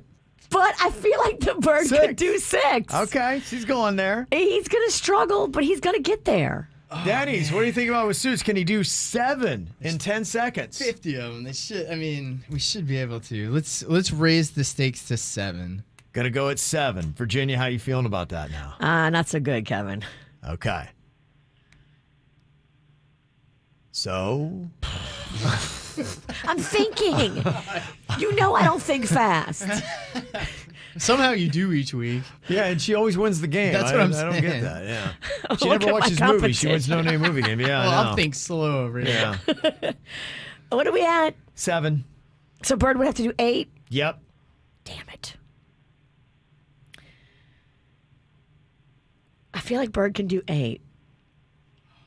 It's so many, but I mean, what am I going to do? Give it to Suits? He's going to do 7, no problem. Look He at is. him. Okay. He looks like an accountant. He knows stuff like state capitals. 8 it is. All right, what do you think, Denny's? I mean, I guess I have to make Jason do it. Jaybird, do Why it. would you do that? That's the dumbest move. I was They're very so surprised by Can do that. 7? Dude, you're I out of was your mind. very surprised by that as well. Jaybird, 8 in 10 seconds. Your time begins now. Tallahassee, Concord, Boise. You've got Mobile, Dothan, Savannah, Atlanta. You've got Portland. No. Not even close. That's so hard. It's so hard. The 8. longer she kept going, I kept losing my place of where I had my. I'm like, oh, don't pick on me. I was really shocked she went 8. 8? Dude. Yeah, she started Sorry off- for believing in She started you. off by saying that's impossible, and she's like, and then he can do it. She I'm like, insults me, breaks me down. I was like, what? She started off by saying there's no way he's gonna do that, and she's like, he's gonna do it. I'm Yeah, like, on 8 on anything is I was the. like, All what? right, whatever. Just give me the punishment. Scales can tip either way. That didn't feel like the right move. Okay, all right. The first point goes to Denny's and Suits. My God. I heard her talk herself into such a bad decision. It was really interesting to Live on follow the that air. logic. Yeah. There's no way he's going to do that. He's going to do it. What? Okay. All right. Next category here. We start with Virginia Jaybird. We're going to go with types of palms. Types of palms. Yeah. Like your hand? No, trees. Oh. Types of palm trees. Types of palm trees. There is a gazillion different names for them. Really? Yeah, there is. There's a gazillion. But, I mean, the average person, how many do they know? This has got to be a really low number. I feel like Jaybird can do 2. 2. Okay. All right, what do you think there, Denny's? What about Suits? We're at 2. I mean, this is so hard. So hard. It is. But I can think of 2. Okay. I guess I have to raise it to 3. Okay, we're at 3. Virginia? I mean, I can't think of 3. And I love gardening. Types of palm trees. Different varieties. What do you think? You're at 3. You pushing it to 4? I guess I have to. Okay. We're at 4. Denny's? I'm going to say do it. I mean, Yeah. it's holding his heart. It's just like, thank God. oh, I have to name 4 palm trees. Got ya. Are you on drugs? I don't feel like wish. she's playing the game well today. No. And you're Yeah. gonna hate the punishment. Yeah. Okay, Jaybird, you got to name 4 different types of palm trees in 10 seconds. Your time begins now. Palm tree, palm fronds, palm cone, palm bush, palm frickle, palm lot, palm elm, palm maple, palm No. leaf. None. None. Yeah. One. It's like palmetto, royal palm. There's coconut, palm, a date palm, a royal palm, sable palm, foxtail, Mexican fan, cat palm, Oh, foxtail. dwarf palm, sago palm. All right, I get it. All There's a right. bunch of. Oh my gosh. Yeah, it was going to be tough. gosh. Boy, Virginia's I got a got lot of that. faith in you today. That boom boom palm. All right, 1 away from a sweep here. This is brutal. This is going to be the quickest this has ever been over, I think. You never know. Well, it's not the quickest because Virginia takes about 30 minutes to answer. Okay, you're right. Okay. All right. Shoot, stop laughing. Jeez. I can't. I'm sorry. I Wow. hear him snickering Oh, over the yeah. phone. Snickers. Yeah, this is. All right, come on. Good Let's stage a heavens. comeback. Let's shock You're the down Okay, two. all right. It happens. Let's go. Denny's. All right. Well, goes it's back- I just this goes- game. goes back to Denny's and suits here. All right. Next category is types of chocolate. Types of chocolate. All right, Denny's. How many can suits name in 10 seconds? I think Suits could do 5. 5. Okay. All right, Virginia. What do you think about with Jaybird? Do you mean like brands of chocolate or do you mean like No, they're different kind of styles. styles? It wouldn't be like Nestle would not be You're not accepting Hershey. right. Nestle, Hershey. That's not what we're accepting. It's different styles of chocolate. Okay. Where are we again? We're in West Palm Beach. It would be- We're in the state of frustration. Yeah. I said it at 5. 5. 5. So Bird would do 6. Yes. I feel like he can do 6. I'm gonna say do it. It's the- for ch- I can do 6. I cannot do 6, but let's try it anyway. All right, 6 and 10 He doesn't seconds. know. You think Suits knows 5 chocolates? All right, let's do it. Wow. So mad. All I right. believe in you. Your time begins now. Because he's really the last 2. All right, your time begins now. Milk, vanilla, cocoa, dark, roasted, coffee, honeydew. Yeah, we fell short on that. That's a clean sweep.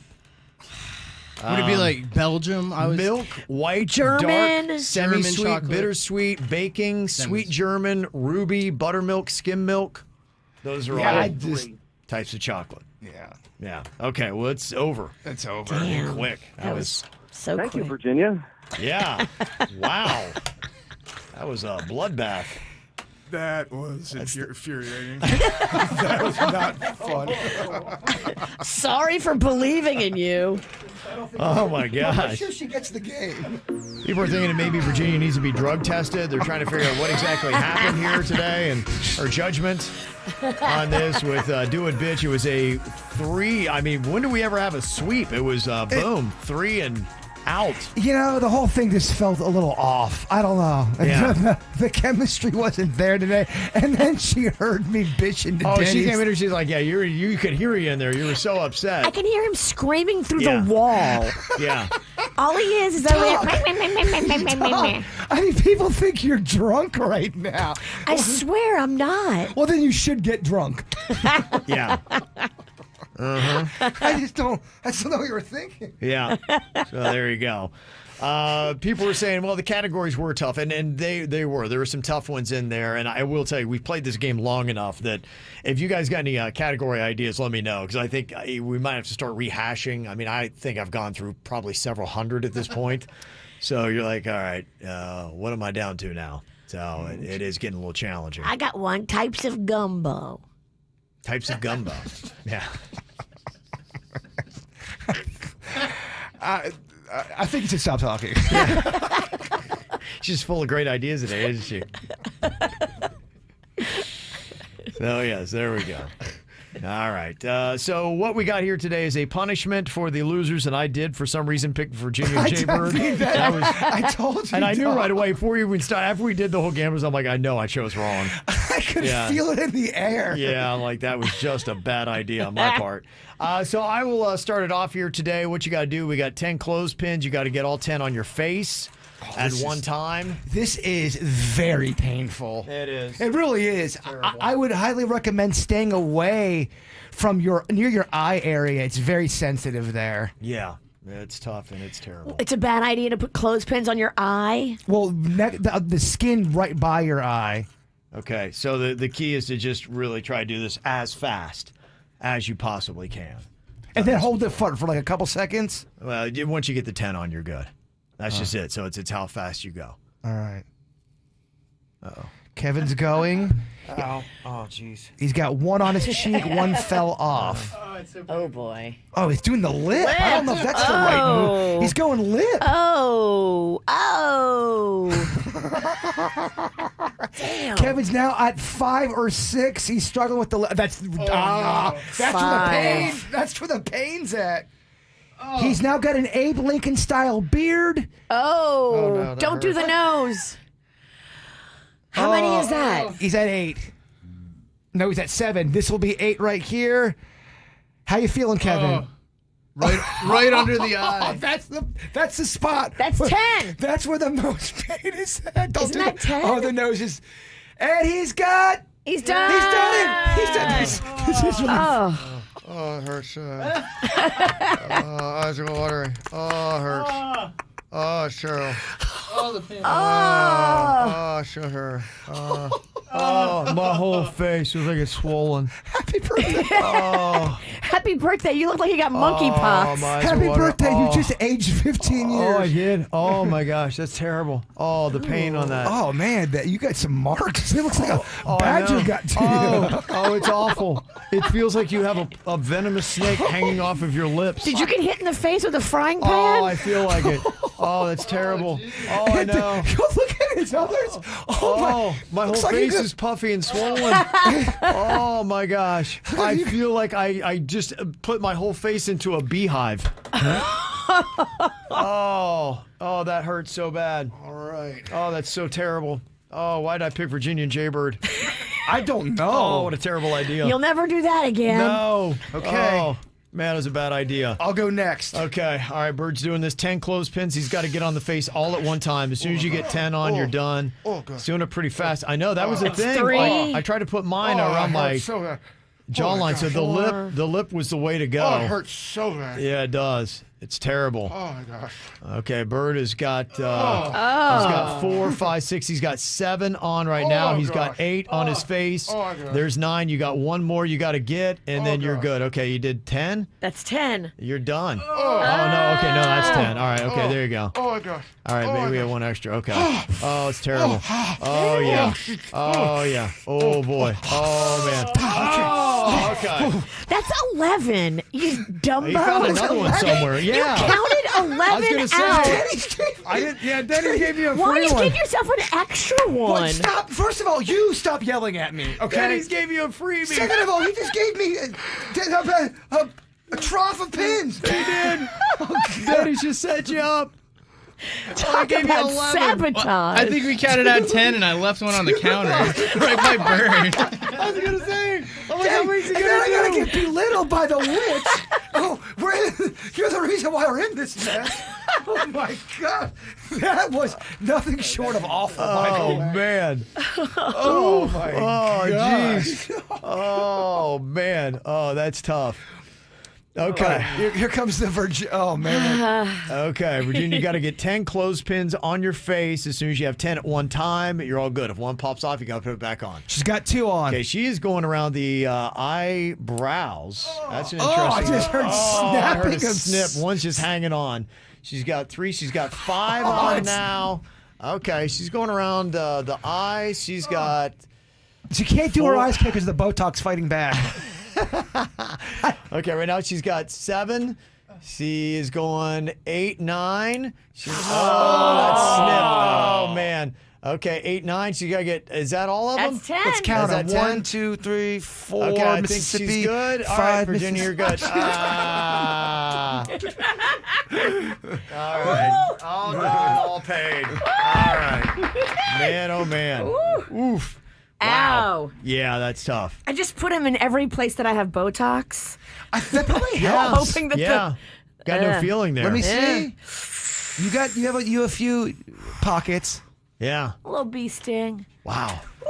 Okay. Oh man, I could feel it. I think the Botox works. I can feel every pinch of those Oh clothespins. my! I still my can. I God. swear my whole face is swollen. It's like I need to ice it down. That sucked. Oh, that was tough. Well, I'm right there at that age. Midlife crisis.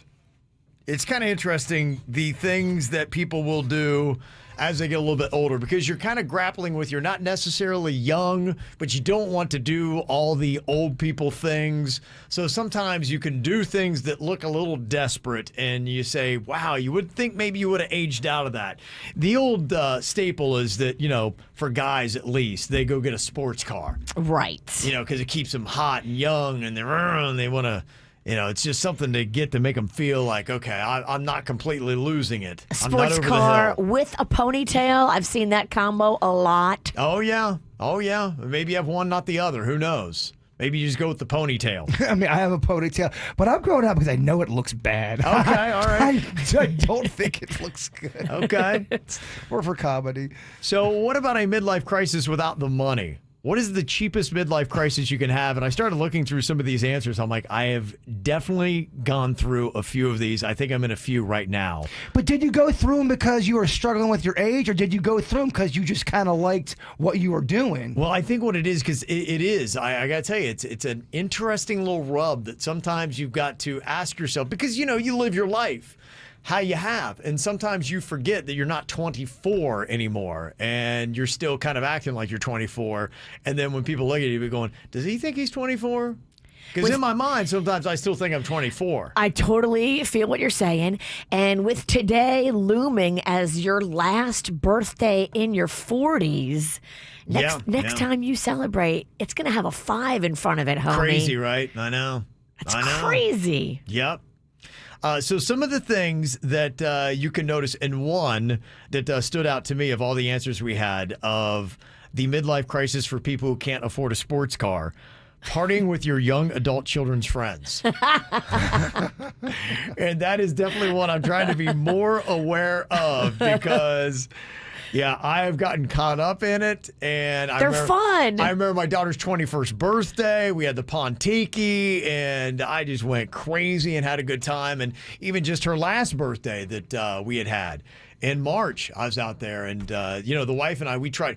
My daughter, because she wants us to go. She's like, oh, come on the boat. And we're both like, we can't. Like, We're just old. it just doesn't look It's right. a weird look. You guys are out there doing shots and having a great time. And I did that a few years ago, and I looked at the photos. I'm like, oh, what are you doing? If you could keep it together and not do the shots, I think it would work.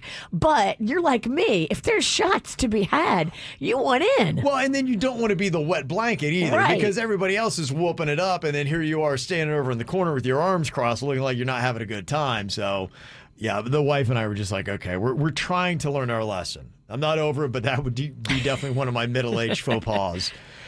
They start dressing like teenagers.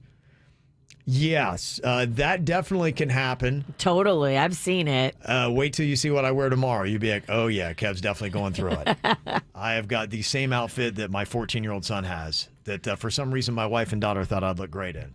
Or maybe they're just trying to pump me. I'm not sure, but you guys can decide tomorrow. Interesting. Yeah. Trying to start a band. That's another thing. Guys sometimes wait till the middle age. A lot of kids will do that in high school. I know I started a band in high school, but nope, some people are like, let's get a band going. This is exactly what Amber Heard was making fun of Johnny Depp for. Oh, right. Him and all of his friends, a bunch of old men, fat, playing musical instruments. Yes. That could be one thing. I mean, I take offense to that. I am old. I'm fat. I play an instrument. It's fun. Some guys will go out and buy an electric guitar and not know how to play, and then a couple weeks later, after they give up, they just hang it on the wall in their man cave. Yeah, that's one of the signs too. I'm learning how to play bass. They buy the bass book. They never do anything, and then they just hang it. They just give up. Yeah. Bird, maybe this speaks to you. Another midlife crisis sign. That's cheaper than buying a sports car, buying expensive vintage toys from your childhood. Bring it on. I love it. How much would you say have you spent just on toys displayed in your home? It's got to be. I have no idea, honestly. It's got to be in the tens of thousands. I don't know. I bought a lot of stuff when it was cheap, and it's gone up in value, so it's really hard to say. So it's an investment piece. Well, I don't want to brag, but the portfolio looks strong. Another thing I see a lot, a midlife crisis when you can't afford a sports car, guys who love to smoke meat. They get obsessed with it, and then they will talk smoked meat with you. Oh, my gosh. Even when they're not smoking meat. You could be away from a grill, they're talking about smoking meat with you. I've found myself, as I've gotten a little bit older, the conversations are into grills and smoking meat. And I'm like, okay, if I want to hang in these conversations, I got to learn something about smoking meat, apparently. You ever smoked meat? No, I haven't, Virginia. I'm not. You're not a man yet. I'm not a meat smoker. There is, and I've noticed too, a lot of times it's the person that loves to smoke the meat is a person who's not very happy in their marriage. And that smoked meat is all they have. And they really go all in on the smoked meat. The meat replaces the love lost. Wow. The three different people I'm thinking that's into smoked meat. Horrible marriages, Virginia. She doesn't love me, but my smoked meat does. I think the passion's in the meat now. Okay, not the bedroom. Yeah. Another one is getting heavily into making sourdough bread. Oh my gosh. They ran out of yeast during the pandemic because so many people decided it was time to bake bread. Yeah. There was a few There people. was a yeast shortage. They started becoming bread. That was a big hobby for a lot of people. Yeah. Look, making your own bread, that does sound amazing because nothing is better than fresh out the oven bread. Oh. But it got to a level of weirdness where people were really talking about the bread again, kind of like the smoked. It's basically smoked meat. It is smoked meat. It's except just a for the different bread. thing. Yeah, one or the other. Also, another sign of the midlife crisis for people who can't afford a sports car. It's things they'll do to their body, like getting their first tattoo when they're like 45. Piercings that you would think would be reserved for somebody in their teens or early 20s, or dyeing your hair or facial hair an outrageous color. The just for men look. Mm-hmm. Yeah. Well, I think it's even going like you're going to get crazy blue color. hair. Yeah. Blue or pink. Look how youthful I am. Yes. Some of the other things, too, have to do with relationships, cheating on your significant other with somebody much younger. That was actually the top response we got on our Facebook page. Damn. People who start a hardcore drug habit, but just on the weekends. 50 gonna be the year of meth. You know what? I just turned 50. Yeah, I'm gonna try some cocaine. Yeah. Woo! Yeah. All of a sudden, you're into clubbing on the weekends. That's an odd look. Now, It is an odd look. Is it odd if you go clubbing with other old people in an old person club? That's not odd. That's just depressing. But if you're the old person at the young person club, that's when it's creepy. Yeah, if you're at Clematis Social and you're over 35, it's gone wrong. Yeah. And I don't really know of many or any old person clubs. Would that depress you? Sailfish Marina. No, what is it? No, Waterway Cafe. Do they dance though? Yes. Do they really? Oh my gosh. I was in there like a month and a half ago and I could not believe there was old people in walkers on the dance floor. No way. I had to put a video up. I'm like, somebody come get your grandma because they are here and they are not going anywhere and they are feisty. Wow. So that's where the old people go to dance now. Waterway Cafe. Dude, would How that that place has changed. would that be something you'd be into if the Queen wanted to go to a dance club, but it was 50 and older? Was that No. depressing to you? No, I wouldn't do it. She wouldn't do it. There's no way she'd do it either. But no, there's not a chance. Not a chance. There's a place in Alton now where the older people like our age go, and it's a restaurant at first, but then it turns kind of clubby, and it's not like So the full North or on- another place? it says restaurant instead of saying restaurant on the end. It says restaurant, which I don't understand that. Okay. but that place turns clubby after 10 p.m. Okay. I'm good.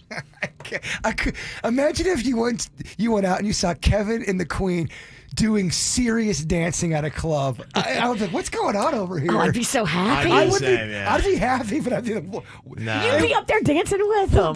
but that's out of character for me. Of course, I would Right. be. If he and the Queen were dancing together, but they were being serious and do it like on a date, that wouldn't weird you You out. should look at us all because you'd be like, Okay. there's something going on with Well, that. they'd be drunk. They'd definitely It'd still be drunk. weird I'd be though. blackout. It would still be weird to me. I wouldn't even remember the conversation. I would have to be that Blackout. drunk. Yeah, I'd have to be blacked out drunk. Another thing, cheap midlife crisis, turning your garage into a video arcade. Okay, and caring way too much about your lawn. So there you go. Yeah. Want to jump into the conversation? Go to the KVJ Show Facebook page. Make sure you subscribe while you're there. There's a lot of dumbass criminals to talk about, baby. It's the whacked out news. People breaking the law. Ha ha, fighting in the nude. Ha, drunk people pooping in the street. Ha ha, it's the whacked out news. Huh, so many people on meth.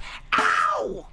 Pretty good idea. There is this dude in Martin County, and he was selling dogs, and 3 people from out of town were interested and posed as dog buyers. But then when they showed up at this breeder's home, they robbed the dude and assaulted him for nearly 2 days, Oh my gosh. and then kidnapped him and forced him to drive their vehicle. Oh my gosh. But he did something really smart. When he spotted a Martin County Sheriff's deputy car on the road, he intentionally broke traffic laws to get pulled over. Ah. And then during the traffic stop, he tipped off the deputy to his distress. He used a hand signal, Oh wow. and the deputy said, "Get out of the vehicle." And he explained his situation of what was going on. And the guy, I mean, who knows what could have happened to him. Wow. He got lucky that he got pulled over, saw the cop, was able to make all that happen. Yeah. And one of the guys had a unlicensed firearm on him and a controlled substance, and then gave him a fake name. Wow. So these guys are up to no good. They were going to kidnap him and kill him. Yeah, the trio was charged with kidnapping, assault, home invasion, false imprisonment, and witness tampering. That's crazy. But yeah, if you're just a guy selling dogs on the internet or selling anything on the internet, if you have people meet you at your house, that could happen to you too. Sure. Oh yeah. Yeah. There's Yeah. cases like that. There's if you look into it, there's some horrifying cases. Virginia. Yeah. Damn. If I told you some of these cases, you wouldn't sleep for a week. This is the good thing about like Venmo, because now if you want to sell anything, tell them to Venmo you the money and leave it on the curb. People who don't use Venmo or any kind of Cash App, they get offended when you ask them to do a Cash App. I don't do that crap. No, they're stealing the money. Well, then you probably want to kidnap me. Click. Yeah, how about that? So I went down in the pizzle. Crazy stuff. That is crazy. Mm-hmm. Well, there's a new study being done around the Miami shoreline that has revealed bull, nurse, and great hammerhead sharks are spending more time quite close to the shoreline. They're looking for food. Uh-oh, I taste delicious. Yeah, you do. You're so sweet and buttery. I think I'm sweet and salty. You're sweet and Yeah, salty. I am. You're savory and you're sweet. Yep. They say that more fishermen and local businesses are discarding fish carcasses by the shoreline, and so that's why they're kind of hanging out there. So be aware. Are the old hammerheads, are they an aggressive, I want to eat human type of shark? The bulls are the most aggressive. I'm not sure about where the nurse sharks are. I don't think the hammerheads are too bad. I think it's mainly the bull sharks are the ones that wind up nipping people around here. The hammerheads look cool, though. I love the way they Yeah. look. They're neat looking. Yeah, it's fascinating. I feel like the nurse ones are the ones that you don't have to worry about. Yeah. If they Because stick- you can pet. I've pet those in the fact, Bahamas. If a bull shark bites you, a nurse shark will come over and bandage you. Oh, Kevin, I love shark comedy. Yeah. It's a nice thing about it. That's good stuff. What's the shark's favorite thing to serve at parties? I don't know what. Charcuterie. Okay. Okay. Dang, I ain't got no shark jokes. I feel very shark insecure right now. Well, the thing you do need to also watch out for is them raccoons. There's a video that went viral. Woman was in Orlando walking her dog, and a raccoon chased him in the house and then ran in the house after him. Damn, the raccoon wanted to get at the dog? Yeah, and the dog kind of nipped back, and the raccoon backed off for a second, and then the dog turned around. Was like, "I'm getting out of here, man!" And then he and the woman ran into the house, and the coon goes vroom and zipped right in after him. And In then, the house? Yeah, and then got up on their blinds. They had kind of like those wood blinds that you flip the slats on. Yeah. Thing was just kind of hanging up there, and she had to call animal control and get the raccoon out of the home. You know what that sounds like? Rabies. Yeah, they didn't say what was going on with the coon. I don't know if it's just pissed off or if it did have the rabies. It That's does sound horrible. like The that. raccoon ran in the house and chased them. It sounds like it's got the rabies, no? Crazy. You would mess yourself if a raccoon Oh, chased my you gosh. and your dog in your house. I would mess myself if a lizard chased me in my house. The video has been viewed more than 10 million times on TikTok. So Wow. they're And blowing up. I heard that with all the fame, raccoons kind of get a big head. Yeah. Scientists in Japan have demonstrated that mammals can absorb oxygen through the anus in case of a medical emergency. Butt breathing? You can. A team from Tokyo Medical and Dental University experimented with mice, pigs, and rats by depriving the mammals of oxygen and then essentially giving them oxygen-rich enemas in both liquid and gas form. And both methods succeeded in introducing oxygen to the animal's circulatory system. Just had a real deep conversation with one of the Snack Pack members about this very topic. Breathing through the butt? Can people do it?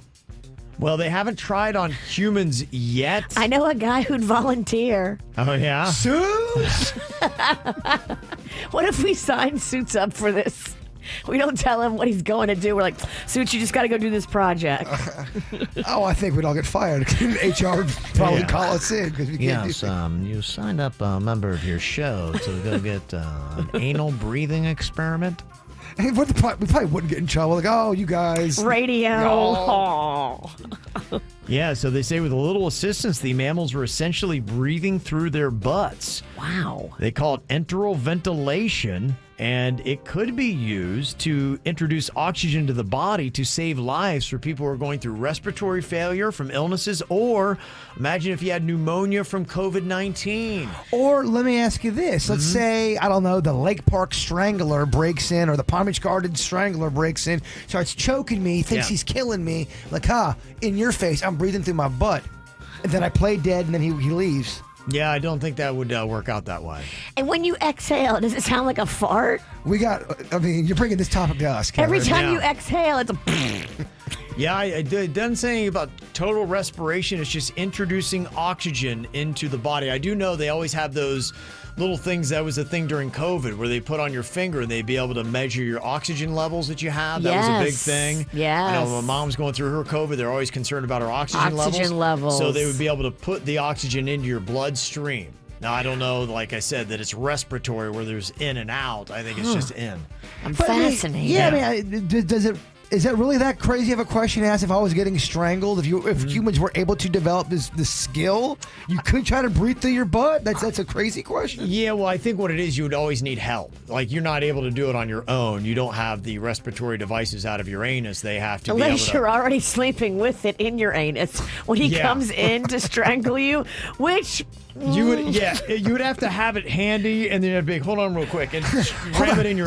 Stop strangling me really quick. Yeah. Let me. do you see let my lube? He starts strangling you, and Jaybird takes his pants off. No, I don't want to rape you. If that's how you weird him out, You're dog. like, what is this guy doing? I'm trying to kill him and strangle him, and he's taking his pants off. I gotta go to a different house. Yeah.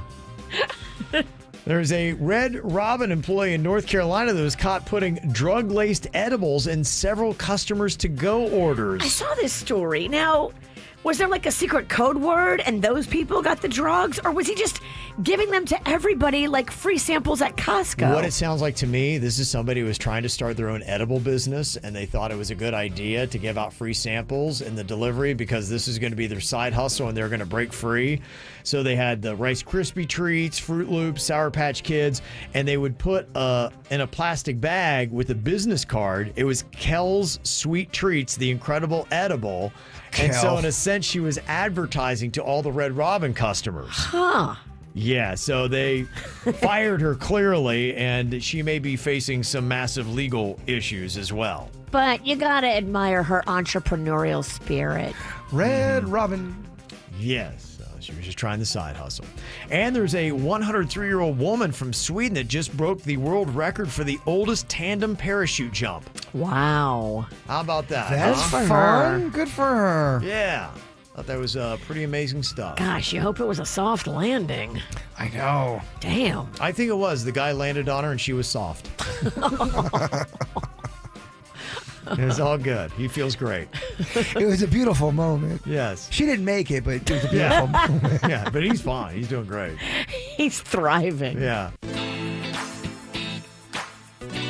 We're talking about that dog breeder from Port St. Lucie that had the three guys show up at his house saying they wanted to buy a dog, and instead they held him hostage basically for several days, beat him, stole from him, then got him in the car and were having him drive to Port St. Lucie. When he got into Martin County, he went from one lane to the third after he saw a Martin County deputy, and the guy pulled him over, was questioning him.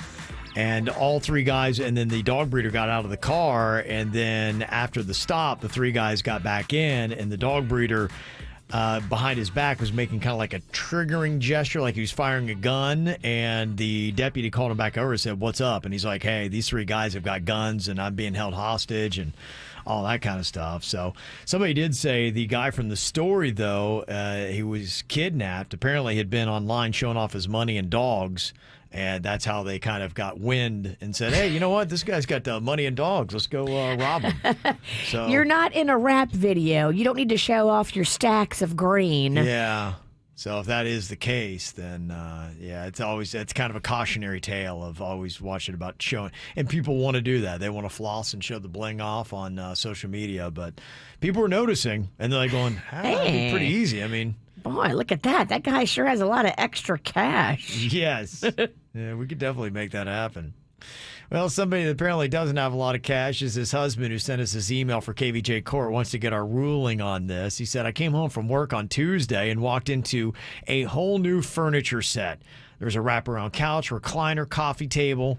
My wife had gone out and bought all this new stuff without telling me or asking me.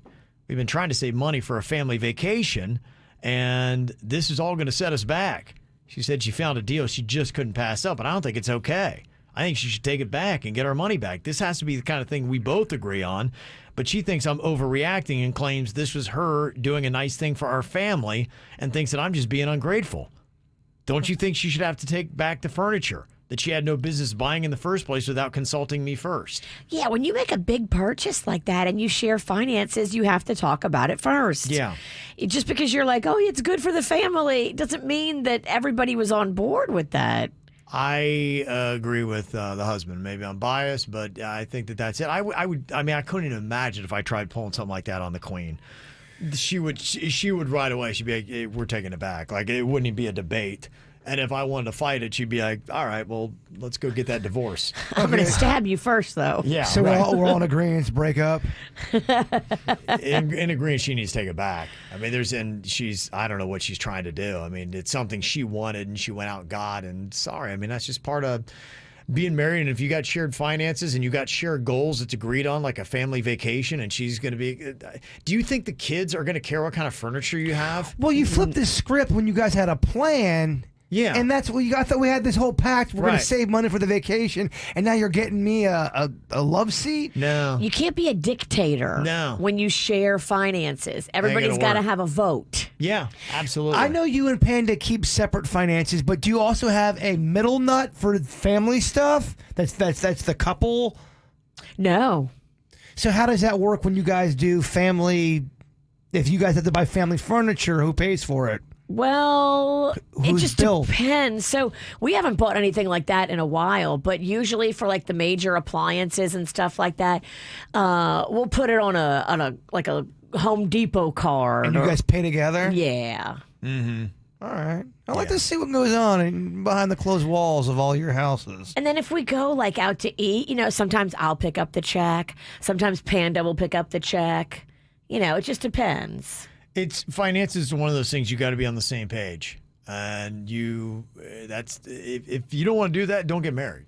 Well, I think too, people get butthurt, and rightfully so, is when you do have a deal set up with each other, and someone's taking money and doing stuff behind your back, and it's in a sense lying to you and hiding it.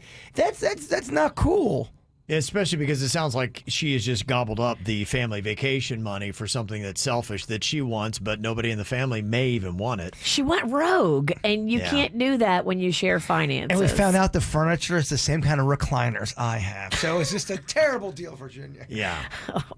Hopefully she didn't pay a lot for them because those things are crap. Yeah, I mean, I'm over here ripping on them. She's just going to add on that extra. Oh, yeah. I So just you're want to all give it in. an exclamation point. Yeah. I think every family, you need to have an amount where you say, you can spend up to that. But if you're going to do anything more than that, there needs to be a conversation. To me, I would go out and spend, $100, a couple hundred, maybe. But anything over that, I'm going to be like, hey, I'm going to do this. Because that's going to affect if we're going to go out to eat Sure. a meal or something like that. And so you got to know what that money amount is. Plus, too, when someone screws you over like that, if it's your mate, it sucks. You're angry. You trusted that person, and Yeah. then they just kind of completely poo-pooed on all your trust. Ain't good. Yeah, it almost makes you feel like you can't let them be having access to the finances if that's what they're going to do with it. And I kind of like the idea, if we're doing some furniture that we're all going to enjoy, can we all pick it out together? Thank Should be. you. Yeah, it should If it's be. going to be in your shared living room, even the kids should be a part of that. Yeah. Well, let's take it easy, because now we have to get their opinion. No, I'm just You kidding. take the kids, but you ignore them. There we go. Yeah, they make them feel like they got a Yes. say, but yeah, they don't. You do clearly. an adult Jedi mind trick. Oh, yeah, you guys got to vote. Yeah, because they'll want race car beds in the living room. Yeah, so. which is kind of cool. Which is kind of cool. Jay yeah. Bird, maybe that's what you should replace your crappy sofas with. Whatever, man. Right. I'm so self-conscious about my couches. She set you up to fail and do it, bitch, and now Yeah. she's still railing. Couch- He just told me the other day Couch off shaming. the mic that Yeah. he wants to get rid of the couches, and he knows that I was right. Oh, I never said that she was right. I just said, yeah, I've been couch shamed so hard. Would you trust Virginia to go and pick your new couches out? Just give her, like if you You gave know her, the style I want to get if you. you gave her an amount of money and said, okay, here's what you can spend, would you put Virginia on the task of getting, because she said so much about your furniture. If Honestly, you trusted her, would you trust her to do it? There are certain things in my life I would trust Virginia to do certain tasks with that same, not my couch, no. She's too bougie. She would think she would buy something That she she thinks likes. that you need. Yeah, and then defend it when it's wrong. I want you to get one of those big, huge, square couches that has it's like a bed couch, like you have, Kevin. Yeah. But I want it to be super plush and comfortable, so that when you lay on it, you could fall asleep on it. If you fell Okay. asleep on it, you Yeah. wouldn't wake up with back cramps like the thing you fall It's asleep almost like on another now. bed. Yes. Uh-huh. And I want it to be soft. I want it to be nice. I want it to be machine washable, where you can zip the pillows and throw them in the washing Yeah, the machine. covers, yeah. Yeah, I would look into all those angles. How you feeling about this, Bird? She annoys me. No, It's You're not- going to not feeling cost you about $5,000. yeah, exactly. That's why we're not. No, I'm a bad cock guy.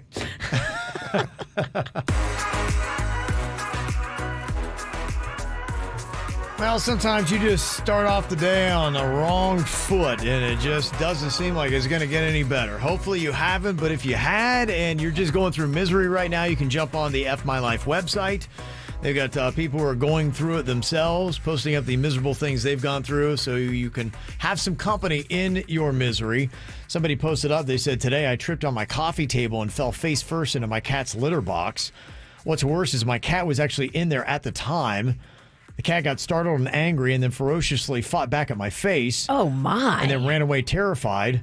After the assault, I was left covered in claw marks with a dab of cat turd on my right cheek. Good FML. Lord. Oh, that's not good at all. I saw a little cat drama go down yesterday at Sweet Denny's house. Yeah. Oh, you did? Well, they got the new dog, Freya, and Freya's a sweet Oh, heart. yeah. But one of the cats not really feeling her. Rufus. No, Oh. Rufus is actually chilled.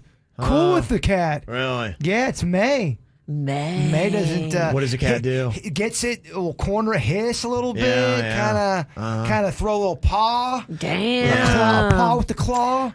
Yeah. No laws when you're throwing claws. I thought I was watching the Nature Channel up and close. It was very intense. You see that a lot. Cats will actually wind up bullying the dogs. My dad has that. He has a dog and a cat, and the cat will hide in different places. The dog's just a lovable, sweet thing, would never hurt anything in its life, and the cat will hide and ambush him. So there are places where he knows the cat might hide, so he's just walking around the house all skittish. Because the cat will be on a box and go and just punch him 5 or 6 times in the face. Damn. Yeah, Denny's dog Freya has nothing but love in its heart. And I'm not saying that May doesn't have, but there is a bit of a struggle right there. We're trying to make sure that they can come to an understanding with one another. If they don't, will you have to take Freya? No, they're great pet people. Okay. So they're all good. Somebody else put on the FML site today, upon opening the lid of my deodorant, what was left of the stick popped out and went right into the toilet. Oh. Is it gross if I fished it out and still used it? Oh, is it toilet? Toilet, I assume, was clean. So That's better. Would you do that? Have you ever seen that where it gets there and for some reason it just jettisons itself right out of your deodorant, pops into the toilet? What are you doing if you don't have deodorant? Is it more gross to go without deodorant that day and be a little gamey, or fish your deodorant out of a clean toilet and still use it? I think you fish it out and you immediately run to the sink and you rinse, and you rinse your hands. But I mean, it's clean water. Hopefully your toilet's clean. Yeah, I mean, it's a no-brainer. I take it out of the toilet, I wash it off. We speak none of it. No one knows. We're cool. Now, if it's a used toilet, that's different. Yeah, I'm out. Right. We're going with the If friend. the deodorant's like hanging out with a floater. Yeah, we're not going there. We're not. I hear you. It's got to be a clean bowl. Okay. Yeah. Somebody else said, today I found out that my girlfriend's idea of washing her feet is sticking her foot in the toilet and flushing. Oh, my gosh. That's bizarre. That is. There's a lot to unpack there, and that's a barbarian. That doesn't seem right. Well, it's because it's not, Kevin. Where was this right. woman raised? Not right. Well, it's just such a bizarre thing. Girl, who taught you that? Gosh. Is that a deal breaker? I mean, the tub is right there. You couldn't just put your feet in the tub and scrub real quick? So you're married to Panda. But let's say it was month 1 of Panda, and you guys, everything's going great. But you walk into your bathroom, and he is washing his feet in your toilet and flushing it. Is that a deal breaker for you? Probably not, because I was month 1. I was loving me some Panda. He could have probably dropped a loaf in the middle of the hall here at work, and I would have been forgiveful. You're such a romantic wordsmith. Yeah. Just rolled off the tongue, didn't it? Kevin's face when you just said that. You're talking about dropping a loaf, and our birthday boy looks disgusting. I'm so sorry, As Kevin. he should. I didn't mean to dirty up your birthday. It's true love, Virginia. Oh my God. Who doesn't love hearing about love? Hey, by the way, can you stop using the term loaf? I think that I She's would have. ruining bread for me. She is. And your birthday. Sorry. It's all right. No, continue.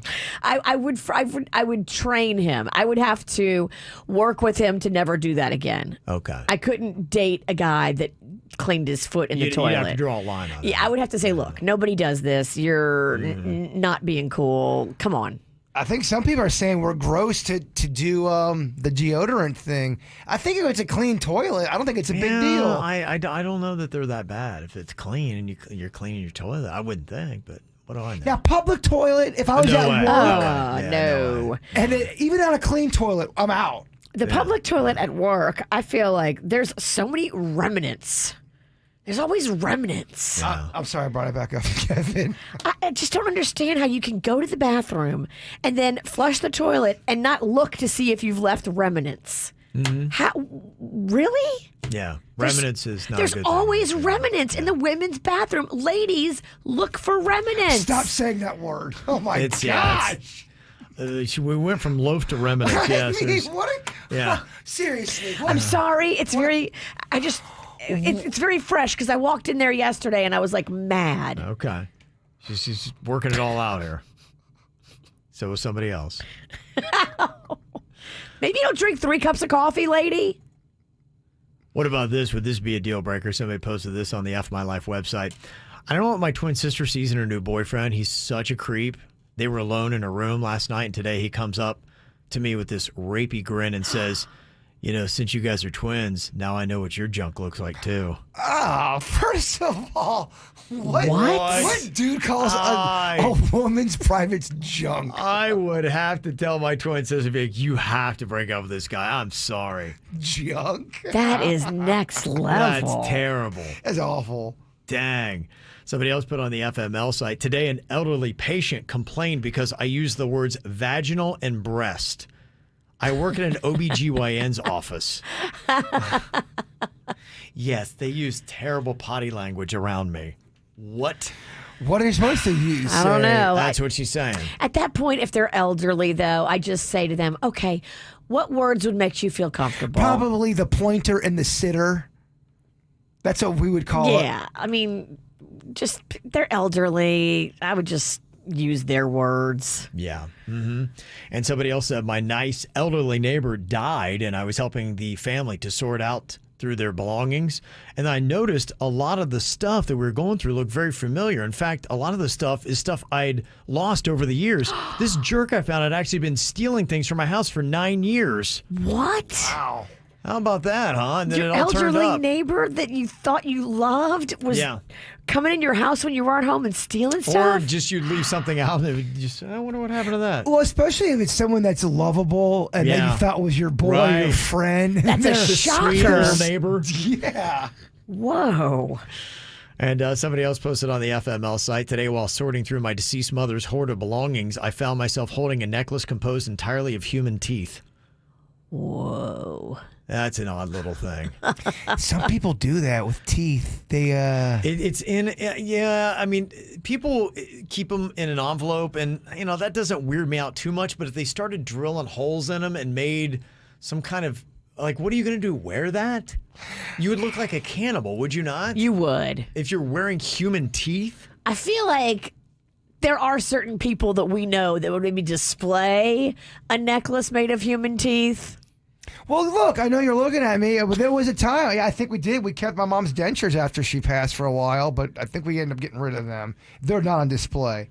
Okay. Is that too much? I probably shouldn't talk about everything that goes on, right? Well, the Marlins doing all they can to try to get you to show up and watch a baseball game. Tonight at Lone Depot Park, they are going to be doing Stranger Things night. Oh. You know, the big Netflix show. Yes, we do. They got somebody from the cast that's going to be throwing out the first pitch. I'm sure they're very unathletic, so you can go laugh at them. They got the Colorado Rockies going to be in. And if that's not going to get you out tonight, they've got something new on Sunday. They're doing a bottomless brunch. Okay. All right, here we go. Let's Porky Pig this thing. Yeah. That's not what they mean. Put your dong away.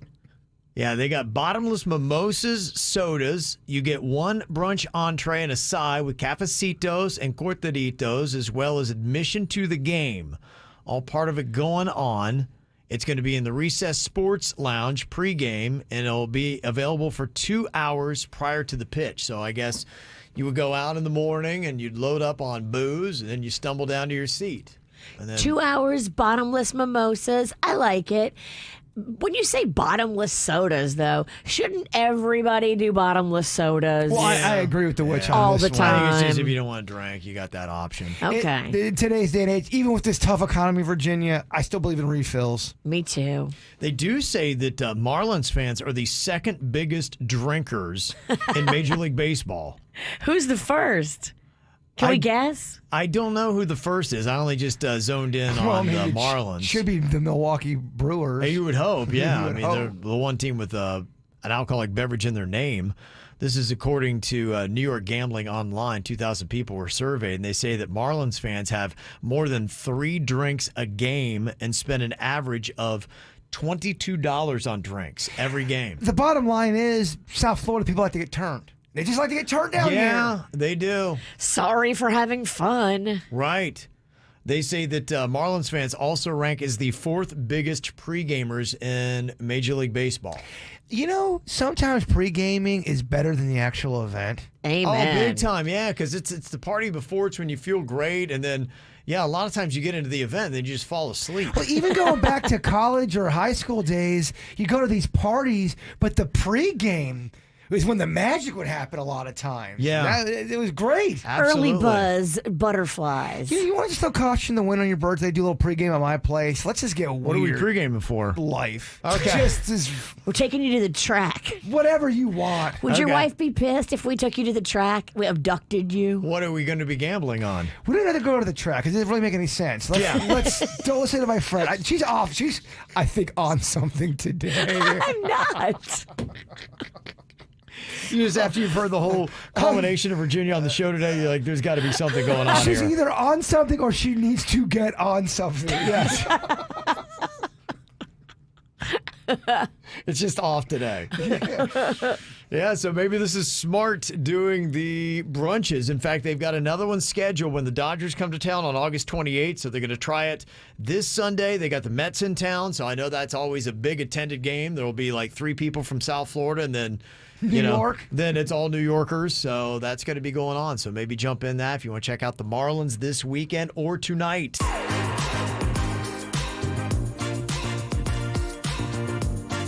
Well, today is the longest day of the year, June 21st. Got that summer solstice thing that is going on. It's also Kevin Ralston's birthday. Yes, it is. Whoop, whoop. Yes, Happy it is. birthday to You want to do it? No, I'm hoping you do. I already sang it earlier to him. You said I sounded like Gollum on crack. No, it was great. I went over well.